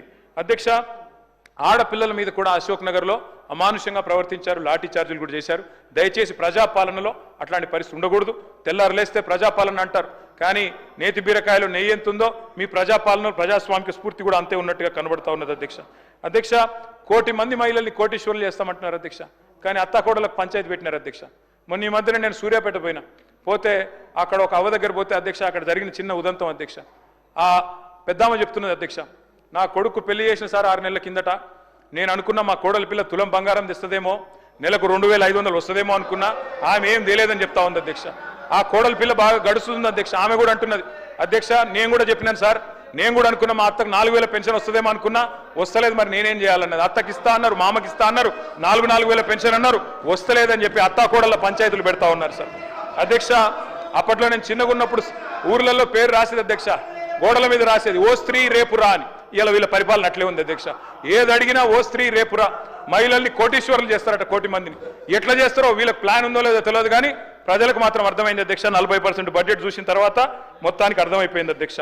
1,67,00,000 మంది ఆడబిడ్డలు ఎదురు చూస్తా ఉన్నారు. ఖచ్చితంగా నెలకు 2,500 ఇవ్వాలని 18 ఏళ్ళు నిండిన ఆడబిడ్డలు, వారి కోసం ఒక 10,000 కోట్లు అంచనాలు సవరించి కేటాయించాలని చెప్పి నేను కోరుతా ఉన్నా అధ్యక్ష. బంగారం అన్నారు, మరి లంక బిందెలు దొరికినాక ఇస్తారా, ఎప్పుడు ఇస్తారా చూడాలి అధ్యక్ష, చూద్దాం అధ్యక్ష. కేసీఆర్ కిట్ ఎగిరిపోయింది, న్యూట్రిషన్ కిట్ ఆగిపోయింది, సీఎం బ్రేక్ఫాస్ట్ రద్దయింది. తల్లి బిడ్డలకు మరి మాతా శిశువులకు కూడా మంచి జరిగే మంచి పథకాలను కూడా రద్దు చేశారు అధ్యక్ష. బతుకమ్మ చీరలు బంద్, రంజాన్ తోఫా బంద్, క్రిస్మస్ కానుక బంద్, ఆఖరికి ఆశాలు, అంగన్వాడీలు మీరు కూడా వాళ్ళని రిప్రజెంట్ చేశారు సార్. 18,000 జీతం ఇస్తామని మేనిఫెస్టో చైర్మన్ గారు పెట్టారు, వాళ్ళకు కూడా ఇవ్వలేదు అధ్యక్ష. వాళ్ళకు ఒక 500 కోట్లు కేటాయించండి అధ్యక్ష. మొత్తం ఇంకా చాలా ఉన్నాయి అధ్యక్ష చెప్పాలంటే. క్రైమ్ రేట్ పెరిగిపోతా ఉందని చెప్పి స్వయంగా డీజీపీ గారే హైదరాబాద్లో 40% పెరిగిందని, సైబరాబాద్లో 64% పెరిగిందని చెప్తా ఉన్నారు అధ్యక్ష. చాలా జరుగుతూ ఉన్నాయి అధ్యక్ష. ప్రోటోకాల్ వైలేషన్స్ ఇంకా చెప్తే చాలా ఉంటాయి. క్రైమ్ రేట్ ఎట్లా ఉందంటే, పరిస్థితి ఎంత అధ్వానంగా ఉందంటే, మా హరీష్ రావు గారి మీద కాంగ్రెస్ నాయకుడు అంటాడు అధ్యక్ష, పెట్రోల్ పోసి చంపేస్తా అంటాడు, కానీ చర్యలు ఉండవు, కేసులు కావు. కానీ మా మీద మాత్రం చిన్న వాటి కేసులు, జైలు. ఏం పర్వాలేదు అధ్యక్ష. ఉద్యోగులు మీరు కూడా మాట్లాడుతూ ఉంటారు సార్, మీ దగ్గర కూడా వచ్చారు ఉద్యోగులు, మీరే చెప్పారు కొత్త పీఆర్సీ ఇస్తాం, డిఏలు ఇస్తామన్నారు. 5 డిఏలలో 1 ఇచ్చారు అధ్యక్ష, మహాప్రభు అని వేడుకుంటే. ఇప్పుడు ఉద్యోగులు కొత్త నిర్వచనాలు చెప్తున్నారు సార్. ఐఆర్ అంటే ఇప్పట్లో రాదు, డిఏ అంటే దయచేసి అడగొద్దు, పీఆర్సీ అంటే పనికిరాని చర్చలు. అట్లా అయిపోయింది అధ్యక్ష ఈరోజు పరిస్థితి. ఓల్డ్ పెన్షన్ స్కీమ్ తెస్తామన్నారు, ఎప్పుడు తెస్తారో చెప్పాలని చెప్పి నేను కోరుతా ఉన్నా అధ్యక్ష. చాలా మందిని బెటాలియన్ పోలీసు వాళ్ళను ఏ పోలీస్ అడిగినందుకు వాళ్ళ మీద కేసులు పెట్టి 10 మందిని సస్పెండ్ చేశారు. వ్యవసాయ విస్తరణ అధికారులను సస్పెండ్ చేసినారు. ప్రజా పాలన అంటారు, మరి ఎట్లా ఉందంటే అధ్యక్ష వీళ్ళు చెప్పేది. Okay sir, sir I'm concluding sir అధ్యక్ష. వీళ్ళు చెప్పేది ఎట్లా ఉందంటే అధ్యక్ష, ప్రజాపాలన ఎట్లుందంటే అధ్యక్ష, వీళ్ళు చేసేది మొహబ్బత్ కా దుకాన్ కాదు అధ్యక్ష, వీళ్ళది నఫరత్ కా నయా బజార్ అధ్యక్ష. ఇందిరమ్మ రాజ్యం అంటే ఏందో అనుకున్నాం అధ్యక్ష, ఎమర్జెన్సీ రోజులు తిరిగి తీసుకొచ్చినారు అధ్యక్ష.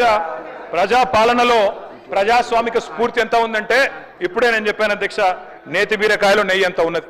ఒక మాట, మొన్న మధ్యన పెద్ద మనిషి నాంపల్లి స్టేషన్లో దిగినాడు సార్. దిగి ఆటో ఎక్కాడు, బెస్ట్ హోటల్కి తీసుకుపోమన్నాడట సార్. తీసుకుపోయినాడు ఆయన, పాపం ఆటో ఆయన. తీసుకుపోతే భోజనం చేసినాడు. భోజనం చేస్తే భోజనం మాత్రం చెత్తగా ఉందట. ఆయన పోయి అడిగినాడట, ఏమయ్యా బెస్ట్ హోటల్కి తీసుకుపోమంటే మరి ఇంత ఫుడ్ ఇంత వరస్ట్గా ఉంది ఎందుకు ఆయన అడిగినట. సార్ నువ్వు బెస్ట్ హోటల్ అన్నావు కానీ హోటల్ పేరు అడగలే కదా సార్, హోటల్ పేరు బెస్ట్ పేరు అన్నాడట. మీది కూడా గట్లనే ఉన్నది. పేరేమో ఇంటి పేరేమో కస్తూరి వారు, ఇల్లంతా గబ్బిలాల కంప అన్నట్టు పేరేమో ప్రజాపాలన, చేసేది మాత్రం ప్రజా పీడన అధ్యక్ష. ఆర్టీసీ కార్మికులు మా ప్రభాకర్ అన్నను, మా మిత్రుడు, మా పెద్దన్న, వారిని కోరుతా ఉన్న అధ్యక్ష, అపాయింటెడ్ డే ప్రకటించండి, దయచేసి వారిని కాపాడండి. వారు ఎదురు చూస్తా ఉన్నారు, వారందరూ కూడా అడుగుతా ఉన్నారు. ఆటో డ్రైవర్లు 30 మంది ఆత్మహత్య చేసుకున్నారు, వారిని కాపాడండి. పల్లెల్లో నిన్ననే హరీష్ రావు గారు అడిగారు, సర్పంచ్ల పెండింగ్ బిల్లులు అయిపోతుంది సార్. పల్లెల్లో పెండింగ్ బిల్లుల వల్ల ఈరోజు మొత్తం ఎక్కడికక్కడ పారిశుద్ధ్యం పడకేసింది. దయచేసి కోటి రూపాయల వరకు మేము చిన్న చిన్న కాంట్రాక్టర్ల బిల్లులు మార్చి 31 లోపల ప్రతి సంవత్సరం రిలీజ్ చేసేది, దయచేసి రిలీజ్ చేయాలని కోరుతా ఉన్నా. ఆ సర్పంచులందరూ ఆందోళన చేస్తా ఉన్నారు, వారి కోసం దయచేసి మీరు స్పందించాలని కోరుతా ఉన్నా. అధ్యక్ష, దయచేసి బీసీ డిక్లరేషన్ లో పెద్దలు మరి ఆనాడు సిద్ధరామయ్య గారు వచ్చి చేసినారు అధ్యక్ష. 20,000 కోట్ల బడ్జెట్ పెడతామన్నారు, కానీ 2 బడ్జెట్లు కలిపితే కూడా 20,000 కోట్లు కాలేదు. దయచేసి బడ్జెట్ ను సవరించి 20,000 కోట్లు కేటాయించండి. బీసీ సబ్ ప్లాన్ తీసుకురండి, మీరే చెప్పినారు తీసుకొస్తామని, తీసుకురావాలని చెప్పి కోరుతా ఉన్నా. అట్లాగే అధ్యక్ష, మీరు మరి మత్స్యకారులకు సంబంధించి గౌడన్లకు సంబంధించి 25% రిజర్వేషన్లు చేస్తామన్నారు, వైన్ షాప్లలో చేయండి. దళితుల విషయంలో, గిరిజనుల విషయంలో మీరే చెప్పారు అధ్యక్ష. కేసీఆర్ ప్రభుత్వం దళిత బంధు 10 లక్షలు ఇస్తున్నది, మేము 12 లక్షలు ఇస్తామన్నారు, ఇవ్వాలని చెప్పి నేను కోరుతా ఉన్నా. సవరించి అంచనాలు సవరించి 10,000 కోట్లు ఇవ్వాలని చెప్పి కోరుతా ఉన్నా. అదేవిధంగా గిరిజనులకు చెప్పినారు అధ్యక్ష, వాళ్ళకు కూడా కుటుంబానికి 12 లక్షలు ఇస్తామన్నారు, 12 లక్షలు ఇవ్వాలని చెప్పి కోరుతా ఉన్నా. సవరించి వారికి కూడా ఒక 5,000 కోట్లు కేటాయించాలని కోరుతా ఉన్నా. మైనారిటీ సబ్ ప్లాన్ చేస్తామన్నారు, తెమ్మని కోరుతా ఉన్నా. గత సంవత్సరం 3,000 కోట్ల బడ్జెట్ పెట్టారు, కానీ 1,000 కోట్లే ఖర్చు అయింది అధ్యక్ష. దయచేసి నేను విజ్ఞప్తి చేస్తా ఉన్నా. ఇవాళ ఒక్క మాట చెప్పి నేను ముగిస్తాను అధ్యక్ష. ఇవాళ రాష్ట్రం అంతా ఏమనుకుంటారు అధ్యక్ష అంటే, ఎందుకంటే ఎల్లుండి రంజాన్ ఉన్నది సార్, అందుకే చెప్తా ఉన్నా. ఉర్దూ కూడా నాకు చాలా ఇష్టమైన లాంగ్వేజ్ సార్. అయిపోయింది సార్, ఐఎమ్ కంక్లూడ్. రాష్ట్రం అంతా ఒకటే అనుకుంటున్నారు సార్. సిర్ఫ్ జుబా పే తే झूठे वादे, दिल में थे सारे गलत इरादे. कांग्रेस को थी सिर्फ कुर्सी से प्यार, तेलंगाना की मिट्टी से की कैसी गद्दारी. वादों के धोखे बस यादों में रह गए, वादों के धोखे बस यादों में खो गए, और अवाम के अरमा ख्वाब बन के रह गए. तेलंगाना अंटे अध्यक्ष मोहब्बत का मकान अध्यक्ष. हम भी थोड़ा हिंदी उर्दू जानते हैं, हम कोई तेलंगाना के लोग, कांग्रेस के लोग गद्दारी नहीं है, बात सही नहीं है. आप जो भी शहरी बोलना चाहिए 2-3 दिन से सीख लिए, ठीक है, मगर कांग्रेस को गद्दार मत बनाओ, तेलंगाना कांग्रेस को ऐसे गद्दार मत बनाओ. कांग्रेस के लिए तेलंगाना, अरे దాని తర్వాత అధ్యక్ష, ఇది 2014 మేనిఫెస్టో, ఇప్పటిదాకా కాంగ్రెస్ సంబంధించిన అనేక 15 నెలల అంశాల మీద చెప్పినారు అన్నారు. చెప్పండి, అరే 15 నెలల పరిపాలనకు సంబంధించిన అంశాలు చెప్పారు అధ్యక్ష. 2014 మొట్టమొదటి ముందు మాటనే ఆంధ్ర వలసవాదుల పరిపాలన విధ్వంసమైన తెలంగాణ గురించి చెప్పి మొట్టమొదటి 7వ పేజీలో వాళ్ళకి కాపీ పంపించాలి అధ్యక్ష. పరిపాలనలో ప్రజా సంఘాల ఏర్పాటు జరగలే అధ్యక్ష. పరిపాలనలో మంత్రి గారు, మా మిత్రుడు దీని గురించి కూడా ఒక మొత్తం చెప్పేదా కన్క్లూడ్ చేసేసారు. వారు డిస్టర్బ్ చేయకపోతే ఇప్పటికి అయిపోతున్నా సార్. సార్ నేను ఒకటే చివరిగా విజ్ఞప్తి చేసేది ఒకటే సార్. మొన్న కేంద్ర బడ్జెట్ చూసినా, ఇప్పుడు రాష్ట్ర బడ్జెట్ చూసినా, తెలంగాణ ప్రజలకు ఒకటి అర్థమైపోయింది సార్. 2 ఢిల్లీ పార్టీలు తెలంగాణకు సవతి తల్లులే అన్నది అర్థమైపోయింది. ఖచ్చితంగా మా నాయకుడు చెప్పినట్టుగా ఎన్ని తిట్లన్నా తింటాం, ముఖ్యమంత్రి గారు ఎంత దూషించినా పడతాం, మంత్రులు కూడా మమ్మల్ని ఎంత దూషించినా దీవెనలుగానే తీసుకుంటాం. కానీ జైళ్లకు భయపడం, కేసులకు భయపడం, అడుగుతూనే ఉంటాం. మీ 420 హామీల విషయంలో అడుగుతూనే ఉంటాం. జై తెలంగాణ, జై కేసీఆర్.